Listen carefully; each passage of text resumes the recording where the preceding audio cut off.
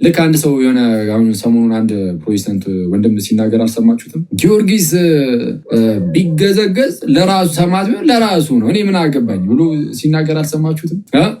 በጣም እኮ ነው የምናሳዝነው። ክርስቶስን እንዴት አሰልቺ የሆነ ሰው እንደበዛ በጌታ ስም አሰልቺ ሰው ማለት ነው የበዛው። አሁን የክርስቶስ ደም ለኃጢአት ስርየት ይሆናል፣ ከሞት ወደ ሕይወት መጣንበት። እሺ ልክ እንደዛ ሁሉ የጊዮርጊስ ደም የኃጢአትን ስርየት ይሰጣል ያለ የለም።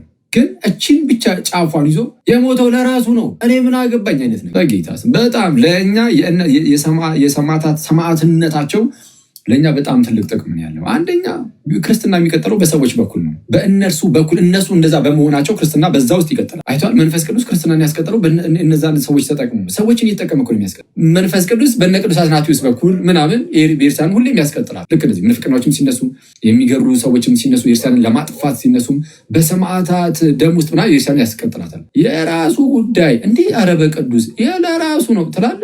ኧረ እኔ ስንት አይነት እንደው በጣም እኮ መብርሃንን እኔ በጣም የቅዱሳን አምላክ በጣም ይታረቀን እንጂ በጣም አደገኛ ነው። በተለይ አሁን አዲስ ለምትጋቡ እናንተ ተወትና ማግባት ፈልገ አንተ በቅዱስ ሚስጥር ማግባት ፈልገ እሷ አልፈልግም ካለች በቅቁሽ ነው አለቀ ማለት ማስተማር አስተምራት። ግን ኧረ በጣም ምር ካለች በቃ ሲጀመር ምንድን ነው ማይ ብራዘር ፊት ለፊት ላይ የምታየው አደገኛ ህይወት ነው ማለት በጣም ረጅም የሆነ ህይወት ነው እና ህይወቱም የተቀደሰ ነው የጋብቻ ህይወት ልክ እንደዛ ማለት ነው። እና ቆንጂት አንቺን በቅዱስ ሚስጥር ማግባት ፈልገሽ ግን አንበሳው አይ አልፈልግም አላጋም ካለ በቃ ይረጋጋ ይማር ምናምን አይ ካለ ይቁሰው። ስለዚህ ያለ ቅዱስ ሚስጥር ጋብቻ የሚባል ነገር በፍጹም አይታሰብም፣ ራሱ አይታሰብም። ሼም ክርስቶስን ሼም ነው። ስለዛ በተቻለን አቅም እኔ ይህንን ያወቅን ሰዎች ለሌሎች ሰዎች ደግሞ ማሳወቅ በጣም በዙሪያችን ምንድነው ሚስጥረ ተክሊል ወይም ጋብቻ ላይ በጣም መሰራት። ሰው ከኤርትራን ውጭ ያገባል አይቆርብም አንቆርብም ምናምን እና በጣም አደገኛ ነው። እሱ እንደ ቀላል መታየት የለም። ምን እንደሚፈራ አላውቅም። በኤርትራን ውስጥ ማግባት ምንድን ነው የሚያስፈራው? በጌታ ስም ምናልባት ድንግል ሳትሆኑ ቀርታችሁ አክሊል አለማድረጋችሁ ምናምን ነገር እሱ ያስጨንቃችሁ። በቃ በበፊት ላይፋችሁ ድንገት እንደዚህ ነገሮች ውስጥ ወድቃችሁ ከነበረ ላታደርጉ ትችላላችሁ። ምንም ችግር የለም። ይሄ ምንም ለሰው ያን ያህል ራሱ እንትን የሚል አይደለም። ኦኬ አክሊል አከሲ እንዳትሉ ግን የምሬ ነው። ምንድን ነው የሚያስፈራን? ክርስቶስን እና እኔ ጋብቻ በዚህ ዘመን ቢያንስ ማለት ነው ከቤተ ክርስቲያን ውጭ ያለ ጋብቻ በስመ አብ እኔ የውርደት ጋብቻ ነው። ክርስቶስን በጣም ይቅርታሉ አሁን ከአሁን በኋላ ማለት ነው። አሁን በቃ ከዚህ በፊት ያለው ችግር የለም። ከዚህ በፊትም ያላችሁ በዚህ የተጋባችሁ ሰዎች ግን ፕሊዝ እንደው በጌታ እለምናችኋለሁ። ምናልባት ክርስቶስም ሊጠይቃችሁ ስለሚችል ማለት ነው። ኦፍኮርስ ይጠይቃችኋል። ለምን አላደረጋችሁትም ብሎ እርግጠኛ ነኝ ጌታ ኢየሱስም ይጠይቃችኋል። ስለዛ ብትችሉ እኔ እዚህ የምትሰሙ ሰዎች ወደ 3.6 ሰው ይተኛል፣ ወደ 3600 ሰው ከእናንተ ውስጥ ተጋብታችሁ ግን በቤተ ክርስቲያን ውስጥ ያላደረጋችሁ ሰዎች ካላችሁ ፕሊስ አድርጉት። ይቻላል። ተጋብታችሁ እየኖራችሁ ከሆነ ራሱ አሁን ማለት ነው ኢቨን ልጆች ራሱ ቢኖራችሁ ብዙ ዓመት የኖራችሁ ብትሆኑ እድሜያችሁ የሄደም ቢሆን እናንተ ራሳችሁ ዝም ብላችሁ ከንስሐ አባታችሁ ጋር ተነጋገሩ፣ ንስሐ ግቡ ምናምን። ከዛ በኋላ ሂዱና ሚስጥሩን ፈጽሙ። በኤርሲያን ውስጥ በቤተ ክርስቲያን ደግሞ ተሳሰሩ። እግዚአብሔር አምላክ ጋብቻውን የሚያውቀው እንደዛ ሲሆን ነው። በኤርሲያን ውስጥ ጭራሽ ቤተክርስቲያን የማታውቀው ጋብቻ እንዴ ወጥ መንግስት ይወቅልኝ ትላለህ እንዴ? መንግስት አወቀ ይወቀው። አዎ መንግስት ማወቅ አለበት። እሺ ይወቅ፣ እግዚአብሔር የሚወቀው ጋይስ። እና ፕሊስ እንደዛ አድርጉ። የተጋባችሁ ሰዎች ምናምን ኢቨን ልጆች ራሱ ቢኖራችሁ እያሉ የሌላችሁ ምንም የሚያስፈራ ነገር የለው። እንደው በጣም ደስ ይላል። የሆነ ነገር ልታደርጉ ትችላላችሁ። አንዳንድ ጊዜ ዝም ብላችሁ በዓለም ውስጥ ማለት ነው ፈታ ለማለት ለመዝናናት የሆነ ነገር አድርጋችሁ ትመጣላችሁ። አሁን ደግሞ ተቀጣጠሩና ቅዱስ ቁርባን ተቀበላችሁ ለመውጣት ሞክሯ። ወይናት የማይሆንበት ምክንያት አለ የለም። ሄዳችሁ ቅዱስ ቁርባን ተቀበላችሁ 3-4 ምናምን ሆናችሁ ልክ ስትወጡ 3-4 እሳት የሚያጋሱ አንበሶች ነው ለሰይጣን የሚታዩት እና ለሰይጣን አስፈሪ አስደንጋጭ ሆነን የምንወጣበት ቅዱስ ዮሐንስ አፈወርቅ ይህን ነገር የተረጎመው ይህን ዮሐንስ ወንጌል ምዕራፍ 6 ሲተረጉም ነው። በመጀመሪያ ደረጃ ቅዱስ ቁርባን ምንድን ነው የሚለውን ዝም ብዬ ልንገራችሁና ከዛ እናንብብ።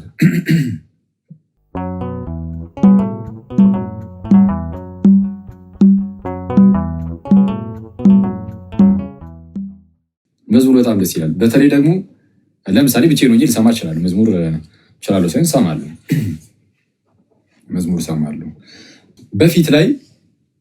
በፊት ግቢ ምናምን ተማሪ እያለን እኔ አላቅም እንግዲህ የኛ ባች ሰዓት ይሁን ያ ነገር የነበረው አላቅም፣ ግን የቻይኒዝ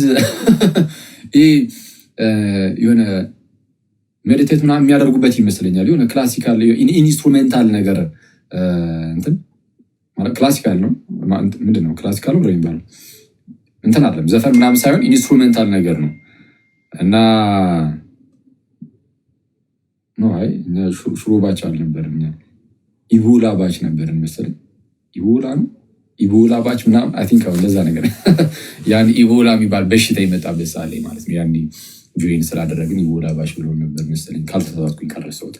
ኤኒዌይስ ግን እና በዛ ሰው በጣም ብዙ እኔ ብቻ አይደለም በዙሪያ የነበሩ አንዳንድ ጓደኞች በጣም ለብዙ ሰዓት እሱን እንሰማ ነበረ ስንተኛም ምናምን ነገር ማለት ነው። እና አሁን መዝሙር ነው የምንሰማው አይደል? አዎ። እና እንደዛ የምታረጉ ሰዎች ካላችሁ እስቲ መዝሙሩን ደግሞ እዩት። ጥሩ ቴራፒ ነው እና መዝሙር በጣም ደስ ይላል። እየመረጣችሁ መስማት ነው። መዝሙር መርጦ መስማት ይቻላል አይቻልም? መዝሙር ነው ምን የሚባል ነገር የለም። እንደዛ አይመስለኝም። መዝሙር ነው ብቻ ተብሎ የሚሰማ ሳይሆን ከይዘቱ አንጻር አንዳንዴ በቃ ትመርጣለህ። እኔ አሁን መርጬ ነው የሚሰማው። መርጬ አክቹዋሊ መዝሙሩን የሚዘመሩት ሰዎች ናቸው። እግዚአብሔር አበርዷ የዘመረው መቼስ የማይመረጥበት ምንም ምክንያት የለም። ከዚህ ቀደም ጴንጤ የማልሆንበት ምክንያት ብዬ አንድ ነገር አንስተን ነበር። ምን አንስተን ነበር? የምታስታውሱ ከሆነ ጥምቀት ለድህነት የሚለው ላይ ጴንጤ ወንድም እህቶቻችን አይ ጥምቀት ለድህነት አይደለም የሚል ትምህርት አላቸው። ጥምቀት ለድህነት አይደለም ብሎ ስለሚያስተምሩ ከዚህ አንጻር እንደው ከመጽሐፍ ቅዱስ ርቀው ወድቀዋል። ጥምቀት ለድህነት አይደለም በማለታቸው ራሱ ጴንጤ እንዳሉን ያደርጋል የሚል ነገርን አሳይቻችሁ ነበር። ይህንን ነገር ያስረዷችሁ አንደኛ በጌታችን በክርስቶስ ኢየሱስ ነው። ጌታችን ኢየሱስ ጥምቀት ለድህነት እንደሆነ አስተምሯል። ይህንን ቪዲዮ ሳልሰራበት ቀረሁኝ። ቀን ላይ አንዴ የተፈጠረውን ረሳሁት በጣም በሚያሳዝን ሁኔታ። ለማንኛውም ነገ እንሰራበት ይሆናል። ጌታችን ኢየሱስ ጥምቀት ለድህነት ያስፈልጋል ብሎ አስተምሯል።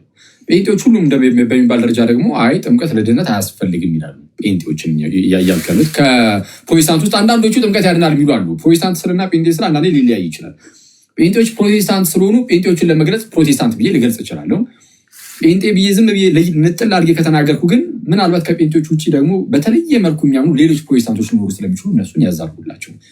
ለማንኛውም ወደ እኛ ሀገር የሚበዙትን ጴንጤዎች ስለሆኑ ወደ እነሱ መለስ ስል ግን ጴንጤዎች ጥምቀት ለድህነት አይደለም ይላሉ። ጌታ ኢየሱስ ደግሞ ነው ይላል። እና ይሄ ከክርስቶስ ትምህርት መውጣት ስለሌለብን በክርስቶስ ትምህርት ለማይኖር ሰው አምላክ የለውም ስለሚል መጽሐፍም በክርስቶስ ትምህርት ለማይኖር ጋይዝ ሁለተኛው ዮሐንስ መልእክት አንዲት ምዕራፍ ያለችው 9ኛው ቁጥር ላይ ምን ይላል? ማንም ቢሆን በክርስቶስ ትምህርት ለማይኖር ሰው አምላክ የለውም። ምን የለውም? አምላክ የለውም። በክርስቶስ ትምህርት ለሚኖር ግን ለእርሱ አብ እና ወልድ አሉት።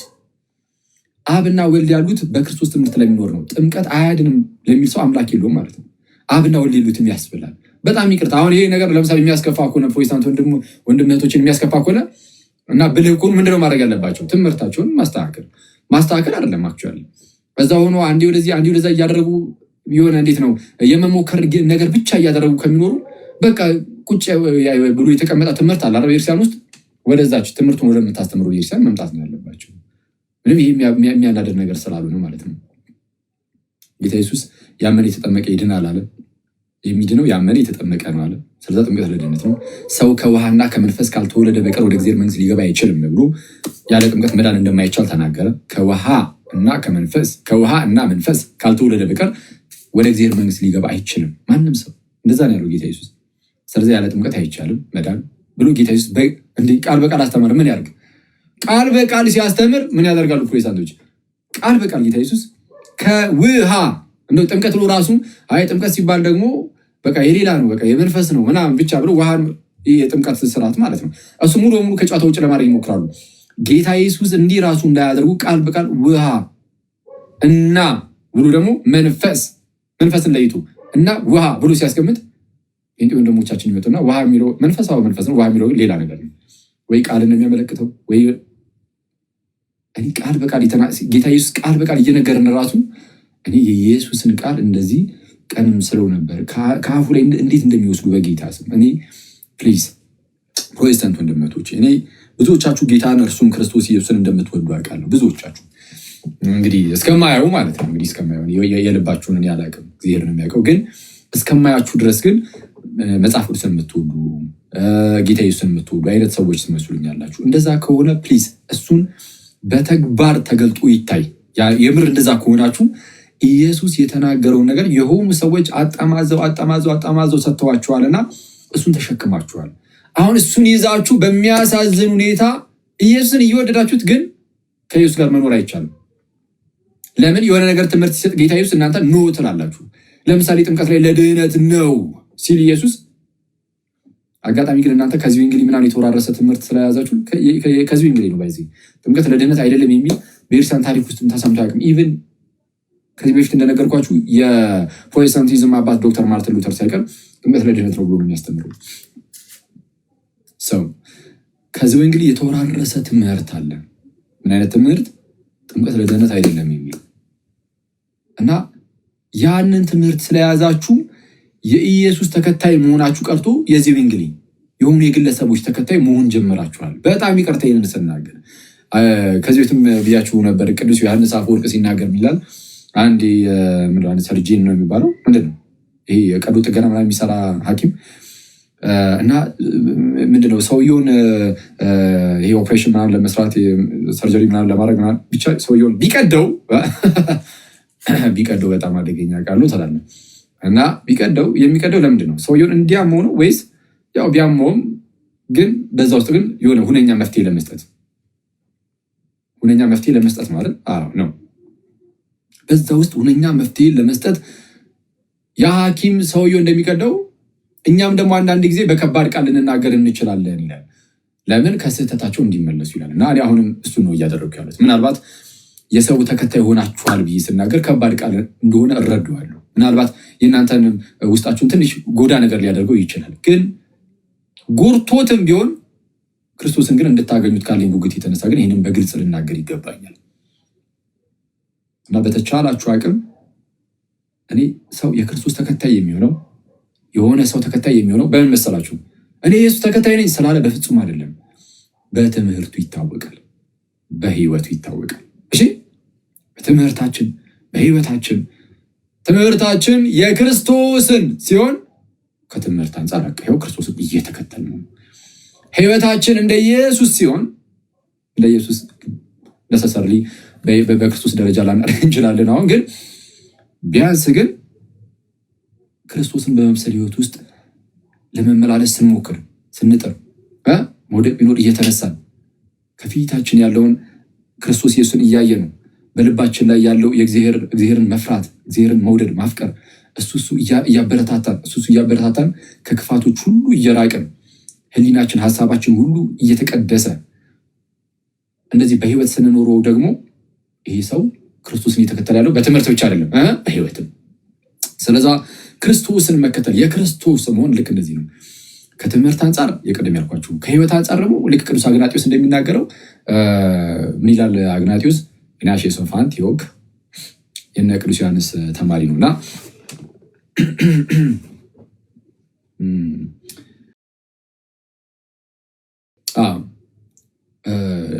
ለሰማዕትነት ሊቀበል እየተወሰደ ነበረ እና ለአንበሶች ተሰጥቶ ነው ባይዜ የሞተው አግናጢዮስ ከነ ቅዱስ ዮሐንስ ወንጌላዊ ቀጥታ የተማረ ሰው የነሱ ተማሪ ነው ብያቸዋለሁ። እና በዛ ሰዓት አደገኛ የሮማ ነገስታት ክርስትና ላይ በጣም ጫና ያሳድሩ ነበር እና አግናጢዮስ ለሰማዕትነት ወደ ሮም እየሄደ እና ወታደሮቹ ይዘው ያንገላቱታል አግናጢዮስን ማለት ነው። እና የሮም ክርስቲያኖች ደግሞ እንደው አግናጢዮስ እባክህ እንደው አትሙትብን ብለው ይለምኑት ጀመሩ። እና አግናጢዮስ ግን ተናገረ፣ እንዴት ከእንደዚህ አይነት ክብር እንድርቅ ወይም ይሄ ክብር እንዲያመልጠኝ እንዴት እንደዚህ አይነት ምክርን ትመክሩኛላችሁ? ይወቅሳቸዋል። እንግዲያውስ አሁን ክርስቲያን ተብዬ መጠራት ብቻ አይደለም፣ እሺ መሆን ደግሞ ያስፈልገኛል። ይህንን የምርም በዚህ ደረጃ ለጌታ የታመንኩ እንደሆነ እንግዲያውስ አሁን እንደ ደቀ መዛሙርቱ እንደ ጌታ ደቀ መዛሙርት መሆንን ያን ያገኛለሁ። ስለዛ ስጋዬን ለአንበሶች ይስጡት፣ በነዛ በጥርሶቻቸውም ያላምጡኝ ያኝኩኝ እና ለጌታዬ የተባረከ ህብስት ሆኜ እንደው ልቅረብ፣ እስቲ እዛ ጋር መስዋዕት ሆኜ ሰማዕት ሆኜ ልቅረብ ለጌታዬ ይል ነበርና ለክርስቲያን ተብዬ መጠራት አይደለም የሚሻው ይላል። አሁን ይህ በጣም ፓወርፉል የሆነ ቃል ነው። ክርስቲያን ተብዬ መጠራትን አልሻም፣ ይልቁንም መሆንን ግን እፈልጋለሁ ይላል። ስለዛ ክርስትና ዝም ብሎ ክርስቲያን ተብሎ የመጠራት ጉዳይ ብቻ አይደለም። አዎ ክርስቲያን ተብለን እንጠራለን ነን። ግን መጠራት ብቻ ደግሞ መሆን ይጠይቃል። ስለዛ በትምህርታችን በጣም ክርስቲያን በህይወታችንም ደግሞ ክርስቲያን መሆን ይገባናል ነው እና አግናጢዎስ በጣም የሚደንቅ ነበር። ቆይ እስኪ ገበያ ላይ ካገኛችኋት እችን መጽሐፍ አንብቧት። እችን መጽሐፍ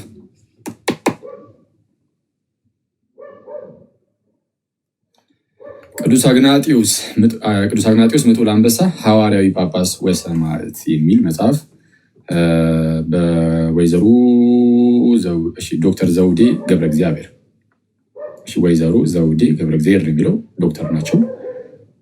ዶክተር ዘውዴ ገብረ እግዚአብሔር የቅድስት ሥላሴ መንፈሳዊ ኮሌጅ ምሩቅ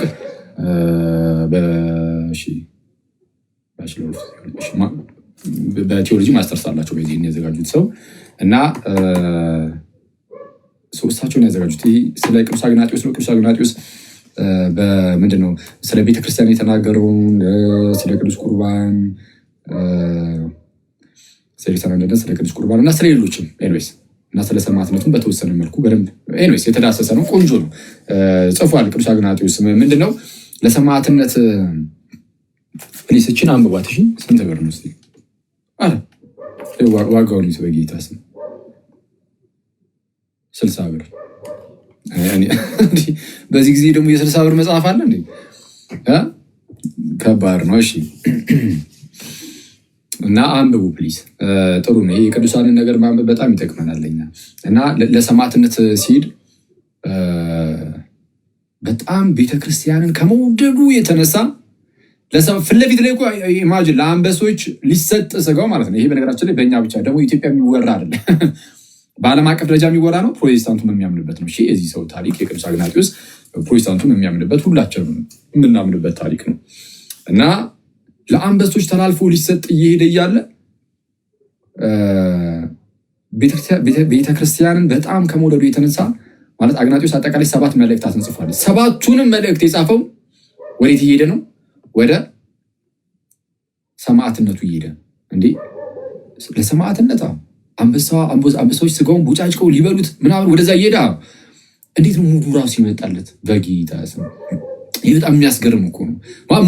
ሙዱ እንዴት ይመጣላል? ልትሞት ነው። ያውም የምትሞተው በጣም አደገኛ የሆነ አሟሟት በህይወት እንዲህ ቁጭ ብለህ አስቡ። መቶ አንበሳ ከስጋ ላይ የተወሰነ ቦጫጭቆ ሲጨርስ በእንደዚህ አይነት ሁኔታ ውስጥ ለመሞት ተዘጋጅቶ እየሄደ ግን ቤተክርስቲያን የጌታን ቤተክርስቲያን ከመውደዱ የተነሳ ኢየሱስን ከመውደዱ የተነሳ መልእክታትን ይጽፋል። 7ቱን መልእክት 6ቱን ለአብያተ ክርስቲያናት፣ አንዱን ፐርሰናል የሆነ ሌተር ነው ለፖሊካርፕ ይጽፋል።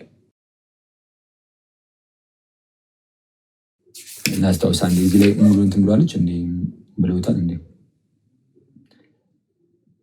ያ በቃ ከሁሉም ላይ የተወጣጣ ነገር ነው። እሺ ለማንኛውም አንዱ ፐርሰናሉ ለቅዱስ ፖሊካርፕ፣ ያኔ ፖሊካርፕ የተባለ ሰው ነበረ። ደግሞ ሌላ ቅዱስ አባት ለሱ ደግሞ ልኮለት ነበር እና እኔ ሙዱ እንዴት ነው የሚመጣላቸው አባቶቻችን የክርስቶስን እና እነዚህን አባቶች ማወቅ ትልቁ ጥቅሙ ምንድነው? በጣም በእምነት ያነሳሳል። እምነትን ይጨምርልሃል። ራሱ የቅድስና ህይወትን እንድትናፍቅ ያደርጋል። ምንድነው ልክ አንድ ሰው የሆነ አሁን ሰሞኑን አንድ ፕሮቴስታንት ወንድም ሲናገር አልሰማችሁትም? ጊዮርጊስ ቢገዘገዝ ለራሱ ሰማዕት ቢሆን ለራሱ ነው፣ እኔ ምን አገባኝ ብሎ ሲናገር አልሰማችሁትም? በጣም እኮ ነው የምናሳዝነው። ክርስቶስን እንዴት አሰልቺ የሆነ ሰው እንደበዛ በጌታ ስም። አሰልቺ ሰው ማለት ነው የበዛው። አሁን የክርስቶስ ደም ለኃጢአት ስርየት ይሆናል፣ ከሞት ወደ ህይወት መጣንበት። እሺ ልክ እንደዛ ሁሉ የጊዮርጊስ ደም የኃጢአትን ስርየት ይሰጣል ያለ የለም። ግን እቺን ብቻ ጫፏን ይዞ የሞተው ለራሱ ነው፣ እኔ ምን አገባኝ አይነት ነገር በጌታ ስም። በጣም ለእኛ ሰማዕትነታቸው ለእኛ በጣም ትልቅ ጥቅም ያለው። አንደኛ ክርስትና የሚቀጥለው በሰዎች በኩል ነው። በእነርሱ በኩል እነሱ እንደዛ በመሆናቸው ክርስትና በዛ ውስጥ ይቀጥላል። አይቷል። መንፈስ ቅዱስ ክርስትናን ያስቀጥለው እነዛን ሰዎች ተጠቅሞ ሰዎችን እየተጠቀመ እኮ ነው የሚያስቀጥለው። አሪዮስ የሆነ ሰዓት ላይ ተነስቶ ወልድ እኮ አለ ጌታችን ኢየሱስን ማለት ነው መለኮት እንደመሆኑ ግን ስጋ ከመሆኑ በፊትም ፍጡር ነው አለ። የመጀመሪያው የእግዚአብሔር ፍጡር ወይም ፍጥረት ነው ብሎ የክህደት ትምህርትን አስተማረ። እና በጣም የብዙ ሰዎችንም ቀልብ ደግሞ ያዝ አድርጎ ነበር። ግን እነ ቅዱስ አትናቴዎስ ተነስተው ደግሞ ነው አይደለም አሉ። ስለዚህ አሁን መንፈስ ቅዱስ በእነ ቅዱስ አትናቴዎስ በኩል ምናምን ቤርሳን ሁሌም ያስቀጥላታል። ልክ እንደዚህ ምንፍቅናዎችም ሲነሱ የሚገሩ ሰዎችም ሲነሱ ቤርሳንን ለማጥፋት ሲነሱም በሰማዕታት ደም ውስጥ ምናምን ቤርሳንን ያስቀጥላታል። የራሱ ጉዳይ እንዲህ አረበ ቅዱስ ለራሱ ነው ትላለህ። ኧረ እኔ ስንት አይነት እንደው በጣም እኮ መብርሃንን እኔ በጣም የቅዱሳን አምላክ በጣም ይታረቀን እንጂ በጣም አደገኛ ነው፣ አስቸጋሪ ነው። ኤኒዌይስ እና እነዚህ ሰማዕታት እምነታችንን ያጠነክሩልናል። በጣም የነሱን ማየት እንድትጎብዝ ያደርጋል። የቅድስና ህይወትን እንድትናፍቁ ያደርጋል አይደለ? አሁን ለምንድን ነው ብዙ ሰው ካያችሁ አሁን ለምሳሌ ይሄ የተጋድሎ ፊልሞችን እነዚህ የገድል ፊልሞችን የቅዱሳንን ታሪክ ማየት በጣም ደስ ይለናል። ለምንድን ነው? በቃ እንፈልጋለን የሆነ በተግባር አሁን በጽሁፍ ብቻ ሳይሆን በተግባር እንፈልጋለን የሚታይ ነገር። ጋይስ በዚህ ሰዓት አሁን የቃል መምህር እንዳለን ሁሉ የህይወትን መምህር ሆነን ደግሞ ከዛ ሰው ደግሞ እንደዚህ ነገር ይፈልጋል ማየት ማለት መስማት ብቻ ሳይሆን ማየትም ይፈልጋል። ስለዚህ እንደዛ ስለምንፈልግ ምን እናደርጋለን? በቃ የቅዱሳኑ ይሄ በፊልም መልክ የተሰራውን እሱን እናያለን። እሱን እያየን ያ የምናየው ነገር እኛ ውስጥ በጣም ዘልቆ ይገባል እና የሚታይ ነገር ሁሌም ቢሆን ጥሩ ነው እና በጣም የቅዱሳን ታሪካቸው ሰማዕትነታቸው ምናምን በጣም አስፈላጊ ነው እና አግናጢዎስ እየገፉ ሲወስዱት ከአንደበቱ ላይ የማይጠፋ አንድ ቃል ነበር። ምንድን ነው? ከአንደበቱ ላይ አንድ የማይጠፋ ቃል ቅዱስ አግናጢዎስ ኢየሱስ የሚለው ቃል ከአንደበቱ ላይ አይጠፋም ነበር። ዝም ብሎ በተደጋጋሚ ኢየሱስ ኢየሱስ ኢየሱስ ኢየሱስ ኢየሱስ ይላል። ዝም ብሎ አንደበቱ ላይ ያለው በቃ የጌታችን ስም ነበር። የጌታችንና የመድኃኒታችን ስም ከአንደበቱ አይጠፋም ነበር እና ወታደሮቹ ምንድነው 10 ደጋግመህ ስሙን የምጠራው ሲሉት በልቤ ላይ ስሙ ተጽፏል ብሎ ተናገረ። ቅዱስ አግናጢዎስ የጌታዬ ስሙ በልቤ ላይ ተጽፏል አለ። ከዛ በኋላ በትራዲሽን አንድ የተላለፈልን ነገር አለ። ምንድነው እሱ? ማለት በኢትዮጵያ ትራዲሽን ሳይሆን በዓለም አቀፍ ደረጃ በትራዲሽን ያው ተላልፏል እና ምንድነው ልክ ለሰማዕትነት ሰጥተውት አንበሳዎች መተው በሉት ቅዱስ አግናጢዎስን እና ለአንበሶች ለአናብስት ተሰጥቶ ከዛ በኋላ ልቡ ምንም ሳትሆን ተገኘች እና እነዛ ወታደሮች በልቤ ላይ ኢየሱስ የጌታዬ ስም ተጽፏል ብሎ ነበረ በሉ እንየዋ ብለው የልቡን ሲከፍሉት በወርቃማ ጽሑፍ ኢየሱስ የሚል ልቡ ላይ ነበረ የሚል ትራዲሽን አለ። እውነት ነው ብዬ አምናለሁ እና ብዙዎችም ይቀበሉታል። ይህ አግናጢዎስ በሌላ ትራዲሽንም ልክ እንደዚሁ ደግሞ ጌታችን ኢየሱስ ያቀፈው ያ ሕፃን እንደዚህ ሕፃን ካልሆናችሁ ወደ እግዚአብሔር መንግስት አትገቡም ያለው ያ ሕፃን ልጅ ነው የሚል ትውፊት አለ። አድጎ መሆኑ ነው። እሺ አድጎ ለዚህ ደግሞ ደረሰ ማለት ነው እና እንደ እርሱ ካልሆናችሁ ወደ እግዚአብሔር መንግስት ልትገቡ አትችሉም። ጌታችን ኢየሱስ ታስተውሳላችሁ እንደ ሕፃን ልጅ የምርም እንደ ሕፃናት በልባችን ትሁት የዋ ካልሆነን አንገባም። እሱ ብቻ አይደለም የምርም እንደ ቅዱስ አግናጢዎስ ካልሆነ እንዴት እንገባለን? ለክርስቶስ በደንብ የምንታመን እና ልክ እንደርሱ እንደ ቅዱስ አግናጢዎስ። ስለዚህ አሁን ለእርሱ ለእኛ ጥቅማችን ነው። የእነሱን ፉት ስቴፓቸውን እየተከተል ምናምን የእነሱን ፓዝ ይዘን እንድንሄድ የእነሱ መንገድ ተከተለ እንድንሄድ ቡካቸውን እያየን ቅዱሳን በጣም የምናከብርበት ምክንያት እሱ እኮ ነው ትልቁ ነገር። ይሄ የሮጡበትን ነገር ልክ ቅዱስ ጳውሎስ እኔ ክርስቶስን እንደምመስል እናንተ እኔን ምሰሉ አለ። ራሳቸው ምሳሌ ናቸው። ቅዱሳን ምሳሌ ራሱ ይሆናሉ። በጣም የሚያስገርም እኔ ክርስቶስን እንደምመስል እናንተ እኔን ምሰሉ ምሳሌዎቻችን ሆኑ። ስለዛ ቅዱሳን ስንል ላይክነስ ኦፍ ክራይስት ክርስቶስን የመምሰል ህይወት ያላቸውን ማለታችን ነው። ሁላችንም በጌታችን በክርስቶስ ኢየሱስ ደም ተቀድሰናል። በጥምቀት ውስጥ እንደዚህ ያለ ታላቅ በረከትን አግኝተናል። በጥምቀት ውስጥ ማናችሁም የተጠመቃችሁ ክርስቲያን ወንድም እህቶቼ በጌታችን በክርስቶስ ኢየሱስ ደም የተቀደሳችሁ ናችሁ። ክርስቶስን የጽድቅ ልብስ የሆነውን ጌታን እርሱም ክርስቶስ ኢየሱስን የለበሳችሁ ናችሁ። የተጠመቃችሁ ሁላችሁ ከጌታችን ኢየሱስ ጋር አንድ ሆናችሁ የእግዚአብሔር ልጅ የተባላችሁ ናችሁ። ከዚህ አንጻር የተቀደስን የዳንን ምናምን ተብሎ ሊነገር ይችላል። ከዛ ደግሞ ምን ይጠበቃል ከኛ ከተባለ የኑሮ ቅድስና የጠራችሁ ቅዱስ እንደሆነ ይላል ጴጥሮስ ከዘሌዋውያን ላይ ጠቅሶ ዘሌዋውያን ላይም አለ። ጴጥሮስ ደግሞ በመልእክቱ የጠራችሁ ቅዱስ እንደሆነ እናንተም በኑሯችሁ ሁሉ ምን ሆኑ? ቅዱሳን ሁኑ። የኑሮ ቅድስና ያስፈልጋል እና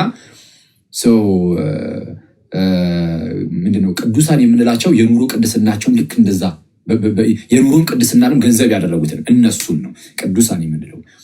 እና እነዛን ሰዎች ደግሞ ማየት በኑሮ የተቀደስክ እንድትሆን ደግሞ ያደርጋል። የነሱን በቃ የዱካቸውን እየተከተልን እንድንራመድ ያደርገናል።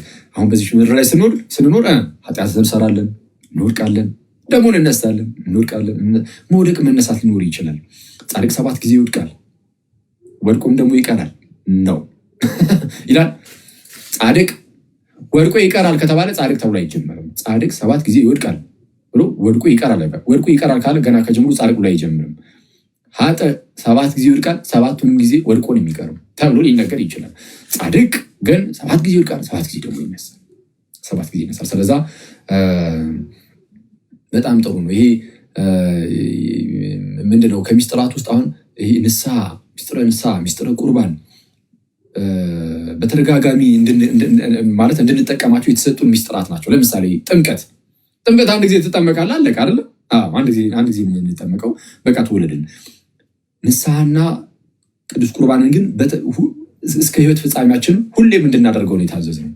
የተሰጠንም እንደዛ እንድንደጋገሙ። ጥምቀት አይደጋገምም፣ ንስሐ ይደጋገማል፣ ቅዱስ ቁርባንም ይደጋገማል። ለምንድን ነው የሚደጋገመው? ለምን ይመስላችኋል? ንስሐም ቅዱስ ቁርባንም የሚደጋገምበት ምክንያት ደጋግመን እንኳን ልንበድል ስለምንችል ነው። እና ደጋግመን ብንበድል ደጋግሞ ደግሞ መድኃኒት ያስፈልገናል ጋይስ። ደጋግሞ ለሚበድል ደጋግሞ ህመም ውስጥ ለሚገባ የኃጢአት ህመም ውስጥ በኃጢአት ቁስል ለሚመታ ሰው ሁነኛ ፈውስ ግን በቤተክርስቲያን ውስጥ አለ፣ በጌታ ቤተክርስቲያን ውስጥ አለ። በዚህ ትልቅ ማከማቻ ውስጥ እውነተኛ መድኃኒት አለ። እርሱም ጌታችን ኢየሱስ ነው። እሱም በንስሐ ውስጥና በቅዱስ ቁርባን ውስጥ እናገኘዋለን። ሰው ንስሐ ገብቶ ሰው ከቅዱስ ምስጢር ሲካፈል ያለ እርሱ መድስሙ ያለ እርሱ ምንድነው መድኃኒቱ ነው እና ይፈወስበታል። ስለዛ ኃጢአት ብንሰራ እየተመለስን በተለይ አሁን ጊዜውን በጣም ከባድ ስለሆነ ነው አይደል ወይስ አይደለም? አዎ ነው። በጣም የምኖርበት ጊዜ በጣም ይሄ ኤክስፖዠሩ ምኑ በቃ በጣም ለብዙ ነገሮች በቃ ተጋላጭ እየሆንን ስለሆነ በተቻለ አቅም ያው ቀስ በቀስ ለማድረግ መሞከር ሁሌም ነው የምንላችሁ ጋይስ። የሚያዋጣን እሱ ነው ማለት በአንድ ጊዜ ማደግ አንችልም፣ አይቻልም። እንደዛ ለማድረግ እንዳትሞክሩ ጋይስ። በአንዴ ለማደግ ብትሞክሩ 2 ሳምንት የሆነ ቅዱስ የሆነ ክርስቲያን መስለን ልትሞር ትችላለህ። ከዛ በኋላ በአፍጢም ትደፋለህ። ስለዛ እንደዛ ሳይሆን ቀስ እያልን ቀስ በቀስ የሆነች ብዙ ክፉ ነገሮች ካሉብን ለምሳሌ ማለት ነው ጭራሽ ንስሐ ገብቶ የማያውቅ ሰው ከሆነ ለምሳሌ አንድ ሰው እዚህ ውስጥ ካለነው ውስጥ ጭራሽ ንስሐ ገብቶ የማያውቅ ይሄ ምናምን እንደ ንስሐ አባት ምናምን ጭራሽ እንደዚህ አይነት ነገሮች ውስጥ የሌለ በዚህ ምክንያት ወደ ቅዱስ ቁርባንም ወደ ቅዱስ ሚስጥርም ጭራሽ የቀረበ ሰው ካልሆነ ምን ነው የሚያደርገው? መጀመሪያ የእግዚአብሔርን ቃል መማር መጀመር። እሱ በጣም ይቀድማል። የእግዚአብሔርን ቃል በተማርን ቁጥር ያ የምንሰማው የእግዚአብሔር ቃል በጣም በእምነት ሆነን ማለት ነው። በእምነት ሆነን የእግዚአብሔርን ቃል እንስማና ያ የምንሰማው የእግዚአብሔር ቃል ደግሞ ቀስ እያለ ውስጣችን ይሰራል። እየሰራ ከዛም የሆነ በር ይከፍታል። ምን አይነት በር? ወደ ንስሐ የምንገባበትን በር።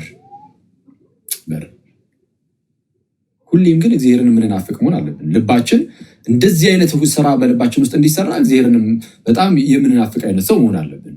እሺ፣ በህይወታችን ውስጥም ደግሞ ጌታዊ መንገድህን ምራኝ። በጣም ደካማ ብንሆን ጋይስ፣ ተኝተን የምናረፍድ ብንሆን፣ የጸሎት ህይወት የሌለን ብንሆን፣ እያስቀደስን ባይሆን ለጊዜው ማስቀደስ ግዴታ ነው። በቅዳሴ ድርድር አናውቅ።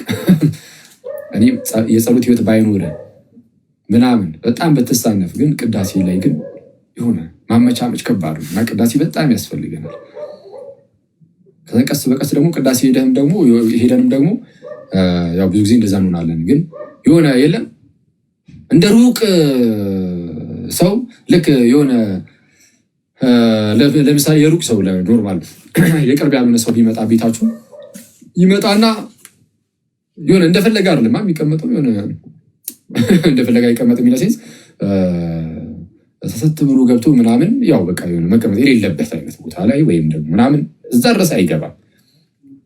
ስለዛ ምንድነው ዝም ብሎ የሆነች ቦታ ላይ ወይ ፊት ለፊት ላይ ገብቶ ምናምን እዛው ሳሎን አካባቢ ያለ ነገር ላይ ወይ ምናምን ቁጭ ይላል።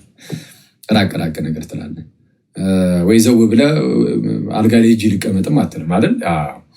እና አሁን ወደ ቅዳሴም ስንሄድ ራቅ ብለን አሁን እናድርገው። አሁን ደግሞ እንደዚህ ስላችሁ ደግሞ አይ በቃ እንደዛ ማኮነ እንግዲህ ይቀርብ ይሻላል እንዳትሉ። እሱ ይሄ ርቃችሁም ስሙ፣ ርቃችሁም አስቀድሱ። ሂዱና በደረሳችሁበት ላይ ድረሱ።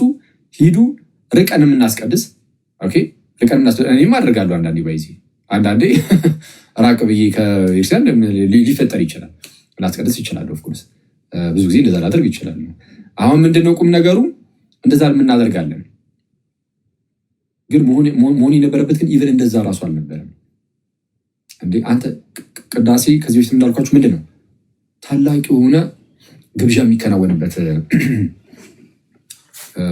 ጊዜ ነው። ግብዣ ጌታችን ኢየሱስ ቅዱሱን ስጋውን ክቡሩን ደሙን ሰጥቶናል። እና አሁን ወደ ቅዳሴ ሰው ሲሄድ ቅዳሴው ራሱ ማለት ነው አሐዱ አብ ቅዱስ ተብሎ ተጀምሮ እስኪያልቅ ድረስ ያለው ቅዳሴ ትኩረቱ ቅዱስ ቁርባኑ ላይ ነው። ያ ህብስትና ወይን የሚቀርበው ህብስትና ወይን የጌታ ስጋና ደም ይሆናል በመንፈስ ቅዱስ አሰራር። እና እሱ ነው በቃ እሱ ትኩረት ተደርጎ የሚጸለየው ምናምን ይጸለያል። ከዛ ንጉሱ ይመጣል ብያቸዋለሁ። ንጉሱ ጌታችን ኢየሱስ ማለት ነው። እና ከባሪያዎቹ ከአገልጋዮቹ ከቅዱሳን መላእክት ጋር የሚመጣው እና ንጉስ ኢየሱስ ክርስቶስ እዛ የቅዳሴ ስፍራ ላይ ይታያል፣ ይገኛል። እና እዛ ይገኛል። እዛ ተገኝቶ ህብስቱን ወይኑን የጌታ ስጋና ደም ይሆንና ማለት ነው እንካችሁ ብሉ ብሎ በካህኑ በኩል የሚያቀብለን ጌታ እርሱ መድኃኔ ዓለም ክርስቶስ ነው። እሺ ጋይስ፣ ስለዚህ ካህኑ መጥቶ አፋችሁ ላይ የጌታን ስጋ ሲያደርግ ጌታ ኢየሱስ በካህኑ እጅ እያጎረሳችሁ ነው። እና ልክ ስትቀበሉ፣ በነገራችን ላይ የምትቀበሉ ሰዎች እሱን እያሰብን ነው መቀበል ያለብን። ልክ ወደ ካህኑ ስንጠጋ ትንሽ የጸሎት ጸልየን ምናምን እንገባለን አይደለ? የምታዘጋጀት ከቅዱስ ቁርባን ከመቀበሉ በፊት የሚጸለይ ምናምን እየተባለች አለች። እንደዚህ አይነት ጸሎት በጣም ደስ የሚሉ ጸሎቶች አሉ። እነሱን ይዋቸውና ከዛ እናንተም ከልባችሁ ደግሞ ክርስቶስን እያሰባችሁት ከቅዱስ ቁርባን በፊት ትንሽ ነገር ትጸሉና ስትቀርቡ ወደ ካህኑ ልክ ስትሄዱ ማለት ነው 101% እርግጠኛ ሆኜ የምነግራችሁ ይህንን ነገር ነው። እርሱም ጌታ ኢየሱስ ቅዳሴ ላይ ሁሌም የክርስቶስ ፕሬሰንስ አለ። የክርስቶስ ፕሬሰንስ ቅዳሴ ላይ ግዴታ ነው አለ። እና በካህኑ እጅ የሚያጎርሰንም ጌታ ኢየሱስ ነው። የምንጎርሰውም የራሱ የጌታችን የክርስቶስ ኢየሱስ ስጋና ደሙ ነው። እና ጌታ ኢየሱስ በካህኑ እጅ ያጎርሳል፣ ይሰጣል። ስለዚህ የምትቀበለው ይህንን እያሰባችሁ መቀበል ራሱ እንዴት ደስ ይላል! በጌታ ስም አይደል? አስባችሁታል ጋይስ? ስለዚህ አሁን የእምነት እጥረት ካለብን የእግዚአብሔርን ቃል ማንበብ፣ የአባቶችን ትምህርት በደንብ ማየት እሱ በጣም ያስፈልጋል። እና መጸለይ እና ጠጋ ብላችሁ ከጌታ በካህኑ እጅ ከክርስቶስ ኢየሱስ ተቀብላችሁ ጌታ ሆይ አመሰግንሃለሁ እያላችሁ ወደ ደግሞ እንደዚሁ ተቀበላችሁ ደግሞ ትመለሳላችሁ። እና እንዲህ እንድንሆን ነው የምንጠራው ቅዳሴ ላይ ሰው ሲሄድ በቃ ይሄንን እንዲህ ለመካፈል ነው። በሚያሳዝን ሁኔታ ግን አሁን እንዴት ነን? ራቅ ብለን ጭራሽ ያው መቅደስ ውስጥ ምናምን መሰለ ማንገባ። እሺ ከሩቅ ነው በቃ እንሰማለን፣ አንፈርድም። ኦኬ እሺ ከሩቅ ሆነ ሰምተህ ምናምን ነገር ከዛ ወደ ቤት ሄዳለን ማለት ወደ ቤት እንሄዳለን። እና ይሁን አትሊስት ለጊዜው ማለት ነው እንደዛም ይሁን ጋይስ፣ ለጊዜው እንደዛ አድርገን እንጀምር። ራቅ ብለን ጸልየን ምናምን ነገር እንጀምር። ቀስ በቀስ እንደው በሁለት ሳምንትም በሶስት ሳምንትም ለምን በአራት ሳምንትም አይሆንም ከቅዱስ ሚስጥር መሳተፍ ስንጀምር ቀስ በቀስ በየሳምንቱና መሀል ላይም ቅዳሴ ሲኖር እየሄዱ መቁረብ መጀመር እንችል ይሆናል። መሀል ላይ ደግሞ እንደዚህ የተወሰነ ላግ የምናረግ ከሆነ እኔ ከቅዱስ ቁርባን በራቅም ቁጥር ያው ይወደቃል በጣም በቀላሉ። ያው እንግዲህ ጌታ ኢየሱስ ሲናገር ምን አለ? ስጋዬን የሚበላ ደሜን የሚጠጣ እኔ በእርሱ እኖራለሁ እርሱም በእኔ ይኖራል እና ዮሐንስ ወንጌል ምዕራፍ 6 ላይ ማለት ነው። እና እኔ በእርሱ እኖራለሁ እርሱም በእኔ ይኖራል ስላለ ስጋዬን የሚበላ ደሜን የሚጠጣ ማለት ነው። ግን ከዚህ ልክ ስንርቅ ግን በራቅን ቁጥር ክርስቶስ በእኛ መኖሩ እኛም በክርስቶስ መኖራችን እሱ እየደበዘዘብን ነው የሚመጣው። እንደዛ ከሆነ ደግሞ አቅም አናገኝም ጋይስ። የተለያዩ ፈተናዎችን ኃጢአቶችን ምናምን ማለፍ የምንችለው በአቅማችን ይመስላችኋል? ነው አንችልም እኮ በአቅማችን ትንሽ የኃጢአት መታ አድጋ ልጥለት ትችላለች። አዎ ስለዚህ ምንድነው ማድረግ ያለብን? ጌታ አቅሜ አንተ ነህ፣ እኔ እኮ በራሴ ምንም አልችልም። በብዙ ደካማ ነኝ ብሎ ማመን ለራስ ማለት ነው። ለራስ አረ አክሊል አንተ በጣም ደካማ ነህ፣ ምንም አትችልም፣ አቅመ ቢስ ነህ፣ ኃይልን በሚሰጥህ በክርስቶስ ግን ሁሉን ማድረግ ትችላለህ። ስለዚህ አቅማችን ጌታችን ነው። ስለዛ ከክርስቶስ የተነሳ ነው ምንም ነገር ካለፍን ማለፍ የምንችለው። ያለ ጌታ ምንም ማድረግ አንችልም። ጌታ ኢየሱስም እንዳለው ነው ያለ እኔ ምንም ልታደርጉ አትችሉም ማለት። ስለዛ ያለ ክርስቶስ ምንም ማድረግ አንችልም። ስለዛ ከቅዱስ ሚስጥር መራቅ የለብንም ነው አይደል? አዎ እኔ ይህንን በጣም መቀየር አለብን። አሁን ላይ ጌታ ይመስገንና ማለት ነው። አሁን ላይ ጌታ ይመስገንና በጣም በርካታ ሰው ቅዱስ ቁርባን ይቀበላል ማለት ወጣቶች ራሱ በየቦታው እንደዛ ነው የሚሰማው። እና ስለዚህ እግዚአብሔርን እናመሰግናለን። እንዲህ አስባችሁታል? ሄዳችሁ ቤተክርስቲያን ውስጥ በጣም በርካታ ወጣቶች ተሰልፈው ከቅዱስ ቁርባን ሲሳተፉ ጌታ ይመስገን። መብራን በእኛ ዘመን እንደዚህ ማየታችን ነው። ግን ስቲል ግን ምንም ማለት ነው ምንም ነው ማለት ይቻላል። አብዛኛው ሰው ርቋል ምናምን ከቅዱስ ሚስጥር ምናምን ርቀናል ምናምን። ስለዛ በጣም መቅረብ አለብን፣ በጣም መቅረብ አለብን ማለት ከሰባኪያን ከዘማሪያን ከምናምን ጀምሮ እስከ ምዕመን ሁሉም ማለት ነው ወደ ቅዱስ ሚስጥር መጠጋት ያለበት መቅረብ ያለበት። አሁን እናንተ የምትማሩት ብቻ አይደላችሁ፣ እኛም ከቅዱስ ሚስጥር ተሳተፉ አለ። ከዛ እነሱ መሳተፍ አለበት ግዴታው ነው አይደለም እንዴ? ነው ያው እሺ መምህር አይደለም ግን ስለዚህ መምህራኖች፣ ዘማሪያን ይሄ እኔ በጌታ አንድ ሰው መምህር ነኝ ብሎ ዘማሪ ነኝ ብሎ አገለግላለሁ ብሎ ግን ከቅዱስ ቁርባን ሙሉ በሙሉ ከራቀ አደገኛ ነው የሚሆነው። ስለዛ ከቅዱስ ቁርባን አለመራቅ፣ ከቅዱስ ሚስጥር አለመራቅ ጋይስ ፕሊዝ። እኔ ይሄ በጣም ሊታሰብበት ይገባል። በጣም እኔ ቤተክርስቲያንን የሚያሰድባል አለመቁረብ ማለት ነው። የቤተክርስቲያን ቅዳሴ ላይ ተሄዱ ሰው ወጣቶች ምናምን ሳይቆርቡ ሲቀር ቤተክርስቲያን ትሰደባለች። ምንድነው ወጣት ልጆቿን የማታቆርቡ ቤተክርስቲያን ሊባል ይችላል። እና ቤተክርስቲያን አሰዳቢያ ነው። ወጣቶችን የማታቆርብ ቤተክርስቲያን እንዳትባሉ ቤተክርስቲያንም እንደው ቤተክርስቲያን እንዳትሳደብ ብቻ አይደለም፣ በዋናነት ለራሳችን ህይወት ስንል ሄደን መቁረብ አለብን። እና ይህ ቅዱስ ቁርባን ላይና ምንድነው ሚስጥረ ተክሊል ወይም ጋብቻ ላይ በጣም መሰራት ያለበት። ሰው ከቤተክርስቲያን ውጭ ያገባል፣ አይቆርብም፣ አንቆርብም ምናምን እና በጣም አደገኛ ነው። እሱ እንደ ቀላል መታየት የለበትም። ምን እንደሚፈራ አላውቅም። ቤተክርስቲያን ውስጥ ማግባት ምንድን ነው የሚያስፈራው? በጌታ ስም እኔ ምን እንደሚያስፈራ አላውቅም። ክርስቶስን ምን የሚያስፈራው? ምናልባት ድንግል ሳትሆኑ ቀርታችሁ አክሊል አለማድረጋችሁ ምናምን ነገር እሱ ያስጨንቃችሁ። በቃ በበፊት ላይፋችሁ ድንገት እንደዚህ ነገሮች ውስጥ ወድቃችሁ ከነበረ ላታደርጉ ትችላላችሁ። ምንም ችግር የለም። ይሄ ምንም ለሰው ያን ያህል ራሱ እንትን የሚል አይደለም። ኦኬ አክሊል አከሲ እንዳትሉ ግን የምሬን ነው። ምንድን ነው የሚያስፈራን? ክርስቶስን እና እኔ ጋብቻ በዚህ ዘመን ቢያንስ ማለት ነው ከቤተ ክርስቲያን ውጭ ያለ ጋብቻ በስመ አብ እኔ የውርደት ጋብቻ ነው። ክርስቶስን በጣም ይቅርታሉ። ከአሁን በኋላ ማለት ነው በቃ ከዚህ በፊት ያለው ችግር የለም። ከዚህ በፊትም ያላችሁ በዚህ የተጋባችሁ ሰዎች ግን ፕሊዝ እንደው በጌታ እለምናችኋለሁ። ምናልባት ክርስቶስም ሊጠይቃችሁ ስለሚችል ማለት ነው። ኦፍኮርስ ይጠይቃችኋል። ለምን አላደረጋችሁትም ብሎ እርግጠኛ ነኝ ጌታ ኢየሱስም ይጠይቃችኋል። ስለዛ ብትችሉ እኔ እዚህ የምትሰሙ ሰዎች ወደ 3.6 ሰው ይተኛል፣ ወደ 3600 ሰው ከእናንተ ውስጥ ተጋብታችሁ ግን በቤተ ክርስቲያን ውስጥ ያላደረጋችሁ ሰዎች ካላችሁ ፕሊስ አድርጉት። ይቻላል። ተጋብታችሁ እየኖራችሁ ከሆነ ራሱ አሁን ማለት ነው ኢቨን ልጆች ራሱ ቢኖራችሁ ብዙ ዓመት የኖራችሁ ብትሆኑ እድሜያችሁ የሄደም ቢሆን እናንተ ራሳችሁ ዝም ብላችሁ ከንስሐ አባታችሁ ጋር ተነጋገሩ፣ ንስሐ ግቡ ምናምን። ከዛ በኋላ ሂዱና ሚስጥሩን ፈጽሙ። ቤተክርስቲያን ውስጥ በቤተ ክርስቲያን ደግሞ ተሳሰቡ። እግዚአብሔር አምላክ ጋብቻውን የሚያውቀው እንደዛ ሲሆን ነው። ቤተክርስቲያን ውስጥ ጭራሽ ቤተክርስቲያን የማታውቀው ጋብቻ እንዴ ወጥተህ መንግስት ይወቅልኝ ትላለህ እንዴ? መንግስት አወቀ ይወቀው። አዎ መንግስት ማወቅ አለበት። እሺ ይወቅ፣ ግን እግዚአብሔር የሚወቀው ጋይስ። እና ፕሊስ እንደዛ አድርጉ። የተጋባችሁ ሰዎች ምናምን ኢቨን ልጆች ራሱ ቢኖራችሁ ብያለሁ። የሌላችሁ ምንም የሚያስፈራ ነገር የለው። በጣም ደስ ይላል እንዴ በመካከላችሁ ክርስቶስን ልታደርጉት ነው። ይህን የሚጠላለ እንዴ? ይህን ከጠላ ይኸው አንበሳው እንደዛ ማድረግ ፈልገ፣ በተለይ አሁን አዲስ ለምትጋቡ እናንተ ተወትና ማግባት ፈልገ አንተ በቅዱስ ሚስጥር ማግባት ብፈልገ እሷ አልፈልግም ካለች በቅቁሽ ነው አለቀ ማለት ማስተማር አስተምራት። ግን ኧረ በጣም ምር ካለች በቃ ሲጀመር ምንድነው ማይ ብራዘር ፊት ለፊት ላይ የምታየው አደገኛ ህይወት ነው ማለት በጣም ረጅም የሆነ ህይወት ነው እና ህይወቱም የተቀደሰ ነው የጋብቻ ህይወት ልክ እንደዛ ማለት ነው። እና ቆንጂት አንቺ በቅዱስ ሚስጥር ማግባት ፈልገሽ ግን አንበሳው አይ አልፈልግም አላጋም ካለ በቃ ይረጋጋ ይማር ምናምን አይ ካለ ይቁሰው። ስለዚህ ያለ ቅዱስ ሚስጥር ጋብቻ የሚባል ነገር በፍጹም አይታሰብም፣ ራሱ አይታሰብም። ሼም ክርስቶስን ሼም ነው።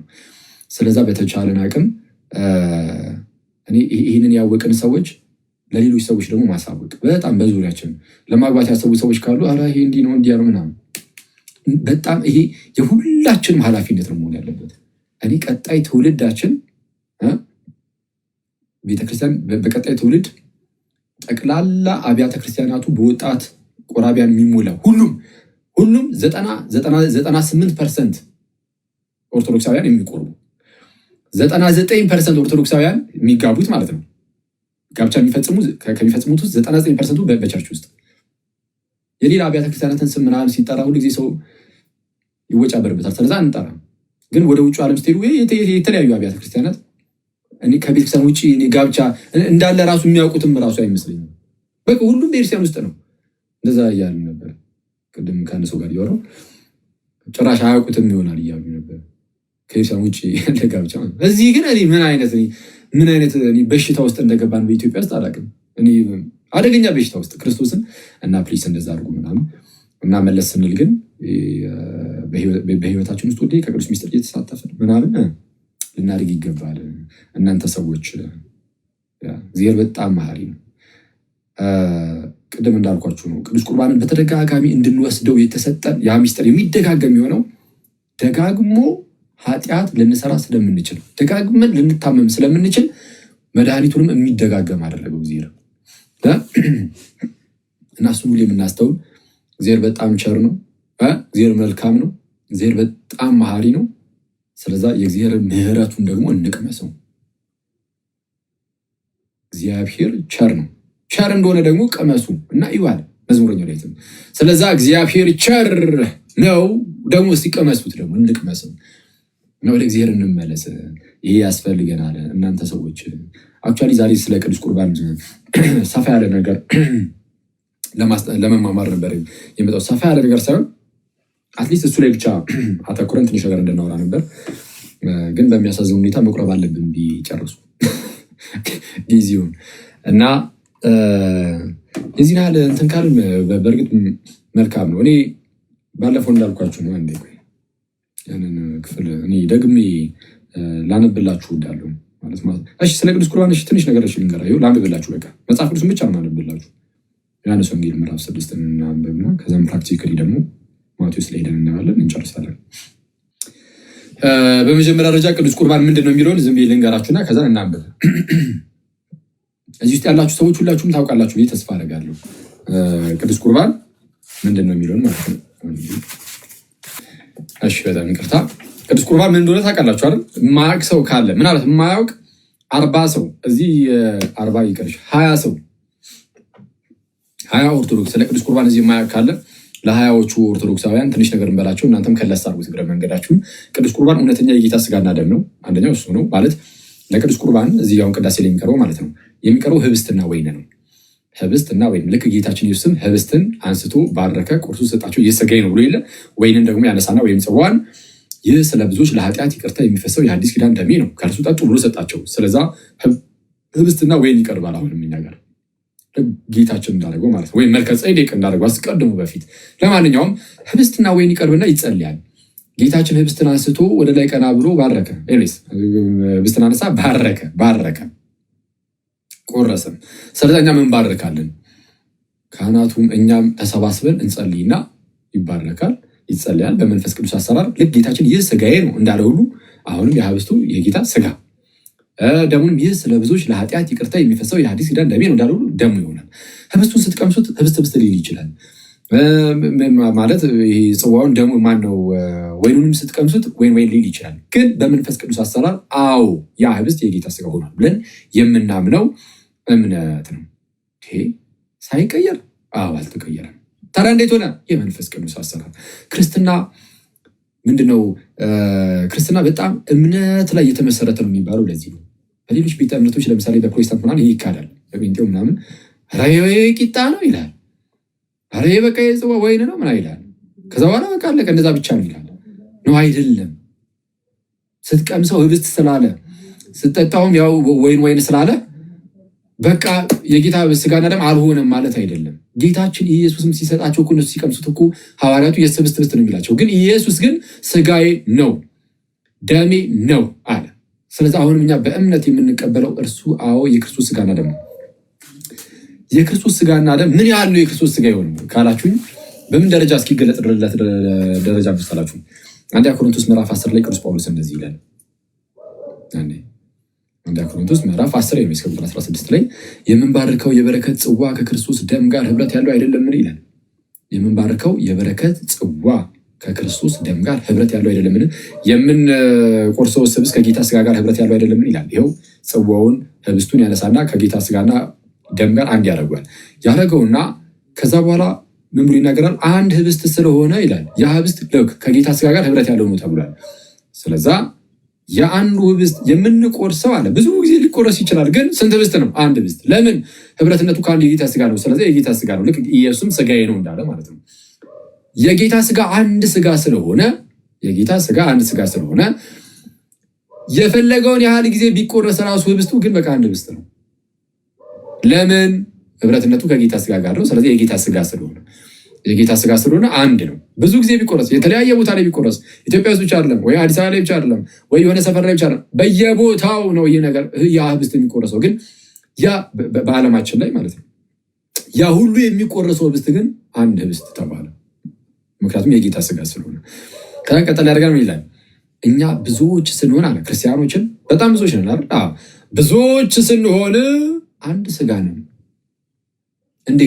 እንዴት ነው ክርስቲያኖች ብዙዎች ሲሆኑ ግን አንድ ስጋ እንዴት ይሆናሉ? እዛው ጋር ቅዱስ ጳውሎስ መለሰ። ምን ብሎ? ያንን አንዱን ህብስት እንበላለንና ሄዳችሁ ከካህኑ እጅ የምትቀበሉትን ያንን አንዱን ህብስት እንበላለንና አንዱን የጌታን ስጋ ማለት ነው። የጌታን ስጋ ስለምንበላ አክሊል የጌታን ስጋ ተቀብሏል። እዚህ ውስጥ ያላችሁ ክርስቲያኖች እንደምህቶቼ ብዙዎቻችሁ ኦርቶዶክስ ትሆናላችሁ እያስባለሁ። ሁላችሁም የጌታን ስጋ ተቀበላችኋል አይደል? ከኛ በፊት የነበሩ ክርስቲያኖች ከዛም በፊት የነበሩ ሐዋርያት ድረስ ሂዱ። ሐዋርያቱ የጌታን ስጋ ተቀብሏል። ይህንን ሁላችን ግን የተቀበልነው ከሐዋርያት ጀምሮ እስካሁን ድረስ ያለን ክርስቲያኖች የተቀበልነው የጌታ ስጋ ስለሆነ አንድ ስጋ ወይም አንድ ህብስት ነው የሚባለው።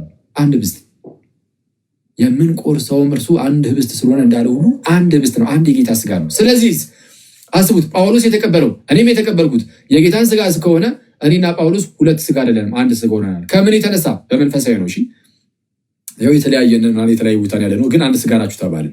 ከምን አንጻር? እናንተም እኔም የጌታን ስጋ በመቀበላችን ሁላችንም ያንን አንዱን ህብስት እንካፈላለን እና ያለው። ስለዚህ ከጳውሎስ ጋርም ከእናንተ ጋርም ከሁላችሁም ጋርም እኔ አንድ ስጋ አብሬያችኋለሁ፣ እናንተም ከኛ ጋር አላችሁ፣ ሁላችንም። ጳውሎስም ከኛ ጋር አብሮ አለ። ቤተ ክርስቲያን ማለት እቺ ናት።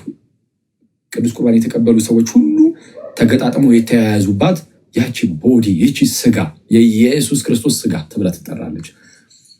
አንዱን የጌታን ስጋ በመቀበላቸው። ስለዚህ አሁን ኖርማል እንደሚሉት አንዳንድ ፕሮቴስታንቶች ዝም ብሎ አንድ ቂጣ ምናምን እንደሚሉት እንደዛ ብቻ ቢሆን ኖሮ ኖርማል አንድ ህብስት፣ ኖርማል አንድ ቂጣ የምር እንዲህ ያለ ነገር ማድረግ ይችላሉ? አይችልም። ግን በመንፈስ ቅዱስ አሰራር ምንም እንኳን ለአይናችን ስናየው ምንድነው በአይን የሚታየው ከለሩ ጣዕሙ ባይቀየር እንኳን ግን በመንፈስ ቅዱስ አሰራር የምርም በዛው ጣዕም በዛው ከለር በዛ ህብስት ፎርም ውስጥ የኢየሱስን ስጋ ግን እየበላን እንደሆነ ግን እናምናለን። መንፈስ ቅዱስ ይህንን ያደርገዋል። ለዛም ነው አልኳችሁ ብዙዎች ስንሆን አንድ ስጋ ይሆን ነው። ብዙዎች ስንሆን ስንት ስጋ ይሆን ነው? አንድ ስጋ ይሆን ነው። አንድ ስጋ ይሆን ነው። የማን ስጋ? የኢየሱስ ክርስቶስ ስጋ። ስለዚህ ዝም ብሎ ቂጣ በልተህ የክርስቶስ ስጋ ነኝ ከሱ የተነሳ ማለት አትችልም። አይቷል። ዝም ብሎ አንድ ራንደም ቂጣ በልተህ የክርስቶስ ስጋ ሆንኩበት ማለት አትችልም። እንደዚህ አይነት ትልቅ ምንድነው ምስጢር የሚፈጸመው የምርም የክርስቶስ ስጋ ሆኖ ነው። ስለዚህ ይሄ ነው በቃ ቅዱስ ቁርባን ሲባል የስ ያ ስጋ የጌታችን የክርስቶስ ኢየሱስ የራሱ ስጋ ይሆናል። ጽዋውም ወይም ዋይኑም የክርስቶስ ደም ይሆናል። እሱን በመቀበል ደግሞ ህይወት እናገኛለን። በእምነት እየጠነከርን በቅድስና ህይወት እያደግን ጌታ ኢየሱስን በመምሰል ህይወት ውስጥ እያደግን እንሄዳለን ብለን እናምናለን። እሱን ቶሎ ቶሎ እየተቀበልን ልክ ኖርማል ስጋዊ ምግብ እየበላችሁ በስጋ እየጠነከራችሁ እያደጋችሁ እየወፈራችሁ ምናምን እንደምትሄዱ በመንፈስ ደግሞ መንፈሳዊ የሆነውን ምግብ የክርስቶስን ስጋና ደም መንፈሳዊ ምግብ ነው።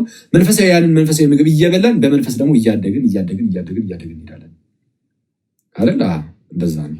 ስለዛ ከዚህ ጋር በተያዘ እንግዲህ ያው የመጽሐፍ ቅዱስ ጥቅስ ስለምብላችሁና እንጨርስ። ዮሐንስ ወንጌል ምዕራፍ 6 ከቁጥር 47 ጀምሮ እውነት እውነት እላችኋለሁ በእኔ የሚያምን የዘላለም ሕይወት አለው። የሕይወት እንጀራ እኔ ነኝ። የሕይወት እንጀራ እኔ ነኝ። አባቶቻችሁ በምድረ በዳ መና በሉ ሞቱም አለ። አባቶቻችሁ እነ ሙሴ በምድረ በዳ መና በሉ ማለት በምድረ በዳ እነ ሙሴ ረቧቸው አጉረምርመው እግዚአብሔር ከላይ መናን አወረደላቸውና በሉ። ከሰማይ የወረደውን ያንን መና ማለት ነው። በሉና ግን ከሞት አድኗቸዋል? አላዳናቸውም። ሞተው ቀሩ። አይቷል። ሞቱ እና ሞተውም ቀሩ። እሺ አባቶቻችሁ በምድረ በዳ መና በሉ ሞቱም፣ ሰው ግን ከእርሱ በልቶ እንዳይሞት ከሰማይ አሁን የወረደ እንጀራ ይህ ነው አላቸው ራሱን። እነ ሙሴ በልተው የሆነ መና ሞተዋል። አሁን ግን ሰው ከእርሱ በልቶ እንዳይሞት ከሰማይ የወረደ የሕይወት እንጀራ ይህ ነው፣ እኔ ነኝ አለ ጌታ ኢየሱስ። ከሰማይ የወረደ ሕያው እንጀራ እኔ ነኝ። ሰው ከዚህ እንጀራ ቢበላ ለዘላለም ይኖራል። እንጀራ የሚለው ህብስት ነው የሚለው ብሬድ ይባል። ከሰማይ የወረደ ሕያው ህብስት እኔ ነኝ፣ ሕያው እንጀራ እኔ ነኝ። ሰው ከዚህ ህብስት ቢበላ ለዘላለም ይኖራል። እኔም ስለ ዓለም ሕይወት የምሰጠው እንጀራ ወይም ህብስት ምኔ ነው? ስጋዬ ነው። እንግዲህ ልክ እንደዚህ ብሎ ልክ ሲናገር ጌታችን ኢየሱስ እንግዲህ አይሁድ ይህ ሰው ስጋውን ልንበላ ይሰጠን ዘንድ እንዴት ይችላል ብለው እርስ በርሳቸው ተከራከሩ። አይሁዳውያን እንዴት ሆኑ? ስጋውን እንዴት ሊሰጠን ይችላል? ኧረ እመን፣ ጌታ በአንድም በሌላም ሊሰጥ ይችላል። ህብስቱን ስጋው አድርጎ በመስቀል ላይ መጀመሪያ ምንድነው ራሱን መስዋዕት አድርጎ ያቀርብና ስጋውን ቆርሶ ደሙን አፍሶ በህብስቱና በወይኑ ውስጥ በህብስትና በወይን ፎርም ስጋውንም ደሙንም ይሰጣል። እሺ ከሰማይ የወረደ ሕያው እንጀራ እኔ ነኝ አለ ጌታ ኢየሱስ። ከሰማይ የወረደ ሕያው እንጀራ፣ ሰው ከዚህ እንጀራ ቢበላ ለዘላለም ይኖራል። ሰው ከዚህ እንጀራ ቢበላ አሁን ከሚሰጠው ማለት ነው እንጀራ ቢበላ ለዘላለም ይኖራል። እኔም ስለ ዓለም ሕይወት የምሰጠው እንጀራ ስጋዬ ብሎ በግልጽ ተናገረ። አሁን ተመልከቱ የአይሁድን ማንጎራጉር። አንድ ይቅርታ ጋይስ፣ በጣም ይቅርታ ጋይስ፣ በጣም ይቅርታ። ወንድም አኪል የተወሰነ ጉንፋን አሞታል እና የተወሰነ መሀል ላይ ትንሽ እያዛገኝ መሰለኝ። አይበስ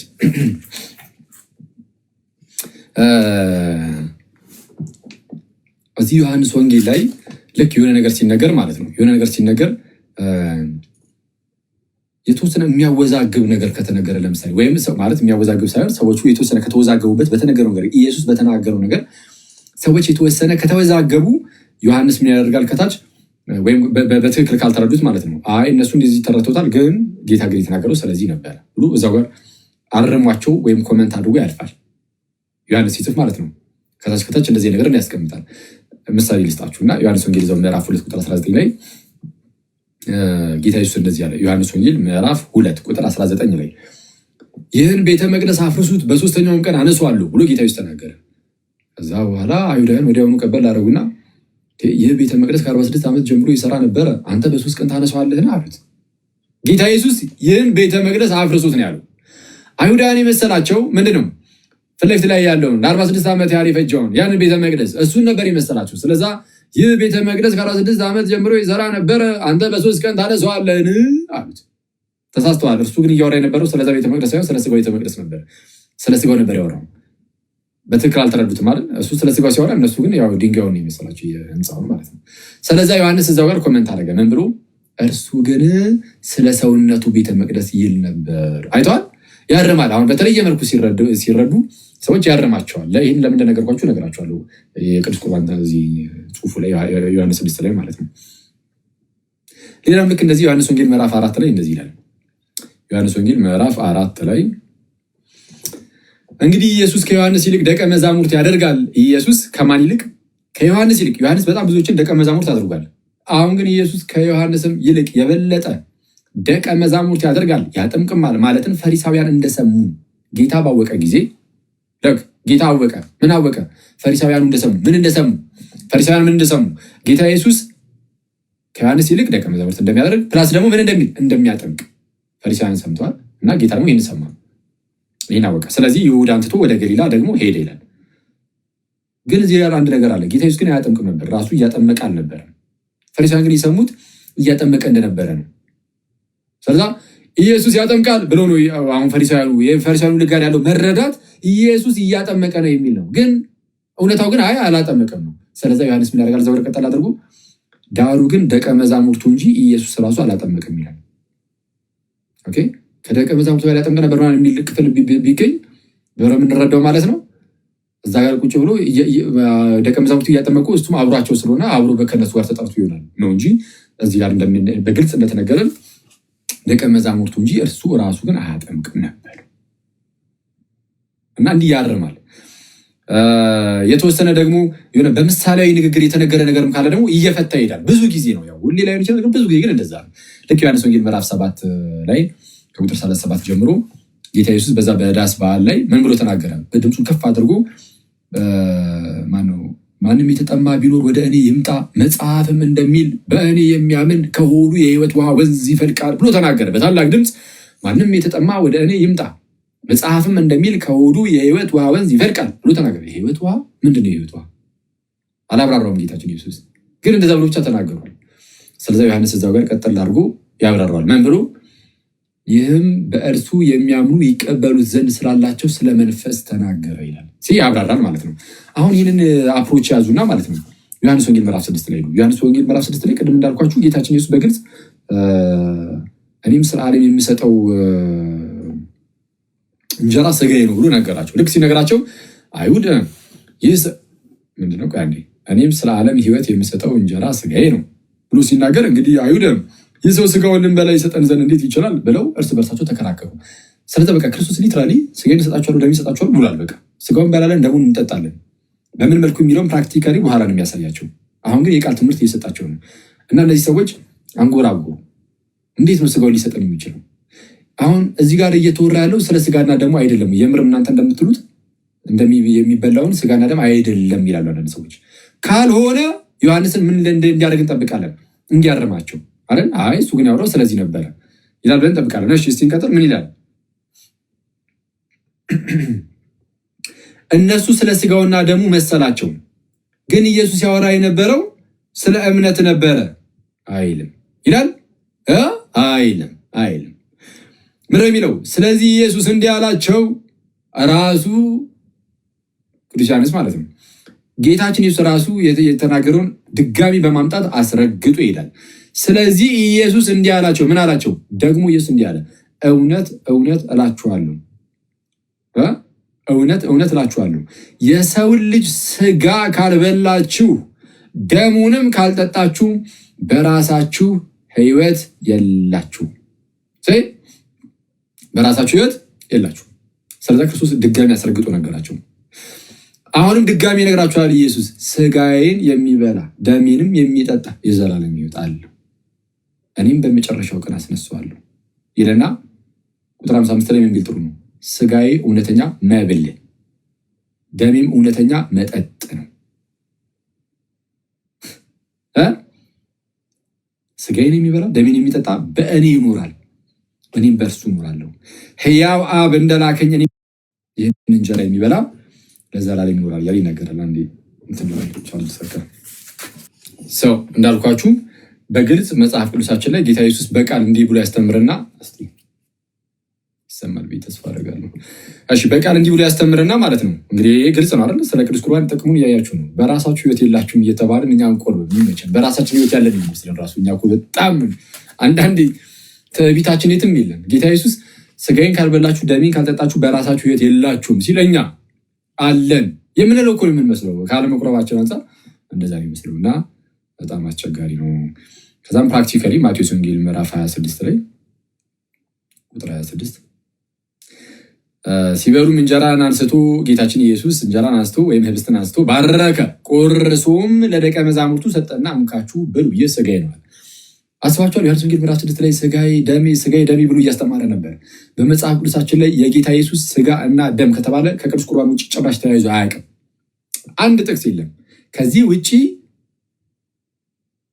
የጌታ ሥጋና ደም ተብሎ ከቅዱስ ቁርባን ውጭ የተፈታበት ሥጋ እና ደም ሁለቱን ተያይዞ ተነግሮ ከቅዱስ ቁርባን ውጭ የተነገረበት አንድም ክፍል የለም። ይኸው ጌታ ኢየሱስ ፕራክቲካሊ ያነሳና በቃል ሥጋዬን ብሉ ደሜን ጠጡ፣ ሥጋዬን የበላ ደሜን የጠጣ እርሱ በእኔ ይኖራል እኔም በእርሱ እኖራለሁ እያለ አስተማረ።